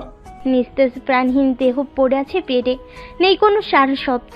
দাউদ ইসলাম হাউমাউ করে কেঁদে দিলেন। কাঁদতে কাঁদতে চিৎকার করে বললেন, কি হয়েছে আমার ছেলের? ও কথা বলছে না কেন? কেন আমার কথা শুনছে না? আমার ছেলে তো কখনোই আমার অবাধ্য ছিল না। ওঠ না অপূর্ব, ওদিক তোর মা যে তোর জন্য অপেক্ষা করছে। মিরাজ দাউদ ইসলামের বাহু ধরে ওনাকে সামলানোর চেষ্টা করতে লাগলো, কিন্তু পুত্রের এমন অবস্থা দেখে কিছুতেই স্বাভাবিক হতে পারছেন না দাউদ ইসলাম। ওনার প্রেশার বেড়ে গেছে। উপস্থিত একজন ডাক্তার থেমে থেমে বলেন, অপূর্ব হায় বেঁচে নেই, উনি গতকাল রাতেই আত্মহত্যা করেছেন। কথাটি মুহূর্তের মধ্যেই দাউদ ইসলামের মস্তিষ্কে আঘাত করে। ওনার দেহখানা ভারসাম্য হারিয়ে লুটিয়ে পড়ে মিরাজের উপর। মিরাজ দুই হাত দিয়ে দাউদ ইসলামকে ধরে আশেপাশে তাকিয়ে বলে ওঠে, জ্ঞান হারিয়েছে, দয়া করে কেউ আমায় সাহায্য করুন। রাব্বি এবং আরো দুজন ছেলে মিলে দাউদ ইসলামকে ধরাধরি করে অন্য কেবিনে নিয়ে গেল। ডাক্তাররাও ওনাকে চেক আপ করতে লাগলো। মিরাজ সেখান থেকে প্রস্থান করলো। রাব্বির উদ্দেশ্যে বলল, আত্মহত্যা করার মতো ছেলে তো অপূর্ব নয়, সত্যি করে বলেন কি হয়েছিল? মাথা নিচু করে আছে রাব্বি। রাব্বির থেকে কোনো উত্তর না পেয়ে বাকিদের জিজ্ঞেস করলো মিরাজ, কিন্তু কারোর কাছ থেকে কোনো উত্তর পাওয়া যায়নি। রাত 1:30। অ্যাম্বুলেন্স ঝংকার তুলে বাড়ির সামনে এসে দাঁড়িয়েছে। এমন বিদঘুটের শব্দে আশেপাশের বিল্ডিংয়ের মানুষের ঘুম ভেঙে গেছে। কেউ কেউ জানালা দিয়ে উকি দিয়ে ঘটনা বোঝার চেষ্টা করছে, আবার কেউ বা নিচে নেমে চলে এসেছে। আয়েশা খানম দরজা খুলে বাহিরে এলেন। চমকায়িত দৃষ্টিতে তাকিয়ে আছেন সেখানে। অ্যাম্বুলেন্স থেকে প্রথমে একটি স্ট্রেচারে করে দাউদ ইসলামকে নামানো হলো। আয়েশা খানম বিচলিত কণ্ঠে বললেন, ওর কি হয়েছে? এভাবে শুয়ে আছে কেন? মিরাজ নিচু স্বরে বলল, চাচা অসুস্থ হয়ে গেছেন, প্রেশার বেড়ে গেছে, ওনাদের ঘরটা দেখিয়ে দিন চাচি। আয়েশা খানম ওনাদের ঘর দেখিয়ে দিয়ে পেছন পেছন যেতে লাগলেন। দাউদ ইসলামকে বিছানায় শুয়ে দিয়ে চলে এলো ওয়ার্ড বয়রা। পরপর আরেকটি স্ট্রেচারে করে নামানো হলো অপূর্বর প্রাণহীন দেহ। বসার ঘরে রাখা হলো সেই স্ট্রেচার। স্বামী শিওরে বসে সর্ষে তেল দিয়ে হাত মালিশ করে দিচ্ছেন আয়েশা খানম। উর্মিলা এবং হোসাইলও পৌঁছে গেছে এখানে। মেয়েদের রেখে হোসাইল এসেছে বৃদ্ধ শাশুড়ির নিকট। মেয়ে এবং মেয়ে জামাইকে দেখে সৌজন্য হাসলেন আয়েশা খানম, বলেন, এত রাতে তোরা নিশ্চয় বাবার অসুস্থতার কথা শুনেই চলে এসেছিস।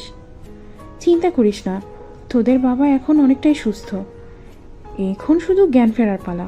কেঁদে দিল উর্মিলা। আয়েশা খানম শুধালেন, আহা, কাঁদছিস কেন? বললাম তো গুরুতর কিছু হয়নি। কান্না জড়িত কণ্ঠে উর্মিলা মায়ের উদ্দেশ্যে বলল, মা বাহিরে চলো। কেন? অপূর্বকে দেখবে না? অপূর্ব খেয়েছে? উর্মিলার চোখ বেয়ে পানি পড়ছে। আয়েশা খানম রাগান্বিত স্বরে বললেন, কোথায় অপূর্ব? বাইরে কি করছে? এদিকে বাবা অসুস্থ হয়ে বিছানায় শুয়ে আছে, মা চিন্তা করছে, আর সে কিনা বাইরে বসে আছে। ডেকে আনোকে। ও যে আসতে পারবে না মা, তোমাকে যেতে হবে। আমায় যেতে হবে? এসব বাচ্চামো বাদ দিতে বল ওকে। দেখছিস তো তোদের বাবা অসুস্থ, এখন আমি এখান থেকে উঠে কি করে যাই? সাইরার বাবা না হয় বাবার কাছে থাকবে, তুমি চলো না মা অপূর্বর কাছে। আয়েশা খানম বিরক্ত হলেন। দীর্ঘশ্বাস ফেলে বসা থেকে উঠে দাঁড়িয়ে মেয়ের সঙ্গে চললেন বসার ঘরে। বেশ কয়েকজন লোক জড়ো হয়েছে বাড়িতে। অনেকক্ষণ আগেই মিরাজ বাড়িতে ফোন করে জানিয়ে দিয়েছে, আত্মীয় স্বজনেরা আসা শুরু করে দিয়েছে। বসার ঘরে আসতেই আয়েশা খানমের পা জোড়া থেমে গেল। উর্মিলা নিজের কান্না আর চেপে রাখতে পারল না, হামাও করে কাঁদছে সে। আয়েশা খানম শুকনো ঢোক গিলে বললেন, কে শুয়ে আছে ওখানে? তোরা কাঁদছিস কেন? কি রে, বল না, কে ওখানে? একজন লোক গিয়ে মুখ থেকে সাদা কাফনের কাপড় সরিয়ে দিলেন। সঙ্গে সঙ্গে মেঝেতে ঢপ করে পড়লেন আয়েশা খানম। ছেলের গালে হাত রেখে বলেন, অপূর্ব, এই অপূর্ব, অপূর্ব এভাবে শুয়ে আছে কেন বাবা? উর্মিলা মায়ের পাশে বসে পড়ল, কাঁদতে কাঁদতে বলল, অপূর্ব আর নেই মা, ও চলে গেছে আমাদের ছেড়ে। রেগে গেলেন আয়েশা খানম। হিংস্র দৃষ্টিতে মেয়ের দিকে তাকিয়ে বলেন, কি সব ভাজা ভাজা কথা বলছিস তুই? অপূর্ব নেই মানে? এই তো আমার ছেলে আমার সামনে শুয়ে আছে। এবার আহ্লাদি স্বরে বললেন, আমার ছেলেটার অনেক ঘুম পেয়েছে, মনে হয় তাই ঘুমিয়ে গেছে। তোরা কি ওকে নিয়ে ঘরে শুয়ে দে না? আয়েশা খানমের বড় যা অর্থাৎ মিরাজের মা এগিয়ে এলো। আয়েশা খানমের গালে আলতো করে হাত রেখে বলেন, বোঝার চেষ্টা করো উর্মিলার মা, আমাদের অপূর্ব আর বেঁচে নেই, সত্যিটা মেনে নাও, তোমার ছেলে আর নেই। এক ঝটকায় জায়ের হাত সরিয়ে দিয়ে বিচলিত কণ্ঠে বলেন, আমার এইটুকু একটা ছেলে, ও মরবে কেন? ও বুঝেছি, অপূর্ব তোমাদের সবাইকে এসব শিখিয়ে দিয়েছে, তাই না? আয়েশা খানমকে সত্যটা বোঝাতে না পেরে সবাই হাল ছেড়ে দিল। আয়েশা খানম অপূর্বের গালে চাপড় মারতে মারতে বলেন, ওঠ না অপূর্ব, রেগে যাচ্ছি কিন্তু আমি। তুই না উঠলে আমি আবার সত্যি সত্যি মারবো। ওই অপূর্ব, ওঠ। কেন বুঝতে পারছিস না? তোর মায়ের বয়স হয়েছে, এখন কি ফাজলামি করার বয়স আছে? তারপরও ছেলের কোনো সার শব্দ পেলেন না আয়েশা খানম। আচমকা চিৎকার করে কেঁদে উঠলেন তিনি। ছেলের বুকে মাথা রেখে কাঁদতে কাঁদতে বলেন, এ হতে পারে না, আমার ছেলে মরতে পারে না। তো তোমরা কি ওকে বলো না আমার সঙ্গে কথা বলতে? ওকে ছাড়া বাঁচবো কি করে? ওর না বাবা, একবার আমার সঙ্গে কথা বল বাবা। মৃত মানুষ কি আর কথা বলতে পারে কখনো? না, পারে না। অপূর্বও পারেনি, মায়ের আদেশে পালন করতে পারেনি চোখ খুলে তাকিয়ে মা বলে ডাকতে। সবাই তাকিয়ে তাকিয়ে দেখে নিচ্ছে সেই নির্মম নিকৃষ্ট ঘটনা, যেখানে মৃত ছেলের লাশের পাশে বসে কাঁদছে একজন অসহায় মা, যে কিনা কয়েক মুহূর্ত আগেও ছেলের সঙ্গে কথা বলার জন্য উতলা হয়ে বসেছিল। কি নির্মম এক ঘটনা, যা কল্পনা করতেও চোখ ভিজে যায়। উপস্থিত সকলের চোখও ভিজে গেছে। আয়েশা খানম মৃত ছেলের কানের কাছে মুখ নিয়ে বলেন, তোর জন্য কষা গোশত রান্না করেছিলাম এই সন্ধ্যায়। ভেবেছিলাম তুই তোর বাবার সঙ্গে বাড়ি ফিরলে তোকে খেতে দিব। এখন ওগুলোর কি হবে? বলেই হু হু করে কেঁদে দিলেন আয়েশা খানম। লুটিয়ে পড়লেন ছেলের উপর। উর্মিলার অবস্থাও নাজেহাল। একমাত্র ভাইয়ের মৃতদেহ দেখে সেও স্থির হতে পারছে না। যে ভাইকে একসময় কোলে পিঠে করে বড় করেছে, খাইয়ে দিয়েছে, যে ভাই আপু ডেকে পেছন পেছন ঘুরেছে, তার লাশও যে চোখ দিয়ে দেখতে হবে তা ভুলেও কখনো ভাবিনি সে। আয়েশা খানমকে কয়েকজন মহিলা মিলে অপূর্বের লাশের উপর থেকে সরানোর চেষ্টা করতে লাগলেন, কিন্তু আয়েশা খানম শক্ত করে ছেলেকে জড়িয়ে ধরে আছেন, বলছেন, আমি আমার ছেলেকে কোথাও যেতে দিব না। চোখ খুলতেই হবে ওকে। ওর জন্য যে ওর পছন্দের সব খাবার রান্না করেছি আমি, ওকে খেতে হবে সেগুলো। ওর না বাবা আমার, আমি নিজের হাতে আজ তোকে খাইয়ে দেবো, কেমন? ওর না বাবা। বাবা মা না অপূর্ব ভাইদের বাড়িতে গেছে। জানো আপা, সবাই বলছে অপূর্ব ভাই নাকি আকাশের তারা হয়ে গেছে। ঘুমের ঘরে নির্ঝরের এমন কথা শুনে লাফিয়ে উঠল মৌনতা। সব ঘুম চলে গেল মুহূর্তের মধ্যেই। মৌনতা জিজ্ঞেস করলো, কি বললি? আবার বল। নির্ঝর আবারও বলল, অপূর্ব ভাইকে না একটা সাদা কাপড় দিয়ে ঢেকে রাখা হয়েছে, আর অপূর্ব ভাইও চোখ বন্ধ করে শুয়ে আছে, কোনো নড়াচড়ে করছে না। সবাই বলছে অপূর্ব ভাই আর নেই আপা। হঠাৎ করে মেজাজ বিগড়ে গেল মৌনতার।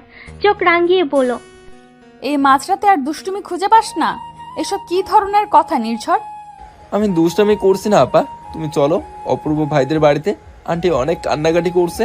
মস্তিষ্ক যেন ফাঁকা হয়ে গেল মৌনতার। বিছানা ছেড়ে উঠে দাঁড়ালো। ওনাটা মাথায় মুড়িয়ে নির্ঝরকে নিয়ে বাড়ি থেকে বের হলো। অপূর্বদের বাড়ির সামনে মানুষজন ভিড় করে রেখেছে। চারিদিকে ফজরের আজানের ধ্বনি। যত সামনে এগোচ্ছে গলা শুকিয়ে যাচ্ছে মৌনতার। মনে হচ্ছে কেউ গলা চেপে ধরে রেখেছে। রাজিয়া সুলতানা বাকিদের সঙ্গে আয়েশা খানমের মাথায় পানি ঢালছেন। ছেলের শোকে বেশ কয়েকবার জ্ঞান হারিয়েছেন তিনি। আগরবাতির গন্ধে চারিদিক মোমো করছে। সাদা কাফনে মোড়ানো নিষ্প্রাণ দেহ পড়ে আছে বসার ঘরের মেঝেতে। তাকে ঘিরে বসে আছে আত্মীয় স্বজনেরা। মনতা সেখানে এসে দাঁড়ালো। শাকিল আহমেদ মেয়েকে দেখে এগিয়ে এলেন, বলেন, তুই এখানে আসতে গেলি কেন? নিশ্চয়ই নির্ঝর তোকে নিয়ে এসেছে, যা বাড়িতে যা। মনতা ভাঙ্গা ভাঙ্গা গলায় পড়ল, এটা কে বাবা? সত্যি কি অপূর্ব ভাই? গলায় আটকে গেছে বাকি কথা। শাকিল আহমেদ হয়তো কিছু বলতে চাইলেন, তার আগেই মনতা হাঁটু মুড়ে বসে পড়ল। মুখের উপর থেকে কাপড় সরিয়ে চমকে গেল। নিষ্পলক দৃষ্টিতে তাকিয়ে আছে অপূর্বর দিকে। কি সুন্দর দেখতে লাগছে অপূর্বকে। এমন শান্ত ঘুমন্ত অপূর্বকে আগে কখনো দেখেনি মৌনতা। পুরুষ মানুষ ঘুমালে এত সুন্দর লাগে মৌনতা ভেবে পায় না। বড় বড় কত লেখকদের কত কত উপন্যাস পড়েছে মৌনতা, কিন্তু এমন কোনো বর্ণনা সে খুঁজে পায়নি। মুহূর্তে মৌনতার ইচ্ছে জাগলো লেখক হবার। ইচ্ছে হলো একটি উপন্যাস লেখার, যেই উপন্যাসে সে একটি পুরুষকে নিয়ে লিখবে। সেই পুরুষটি হচ্ছে অপূর্ব, যার থেকে চোখ সরাতে ইচ্ছে করে না মৌনতার। এতক্ষণে অপূর্ব যদি জেগে থাকতো, তাহলে হয়তো এভাবে ব্যাহের মতো তাকিয়ে থাকার জন্য কবিতার মাধ্যমে মৌনতাকে অপমানিত করত। ওখানে কি আমি আপনাকে পাবো অপূর্ব ভাই? আমি আপনার সঙ্গে মেঘের ভেলা হয়ে সামনে এগিয়ে যেতে চেয়েছিলাম অপূর্ব ভাই, কিন্তু আপনি তো একা একাই চলে গেলেন। তাতে কি হয়েছে? আমি অপেক্ষা করব আপনার জন্য। আপনার জায়গাটা যে কেউ দখল করতে পারবে না। আমি সব সময় চিৎকার করে বলবো, আমি একজন পুরুষকে ভালোবাসতাম আর এখনো ভালোবাসি। সে হচ্ছে আমার অপূর্ব ভাই।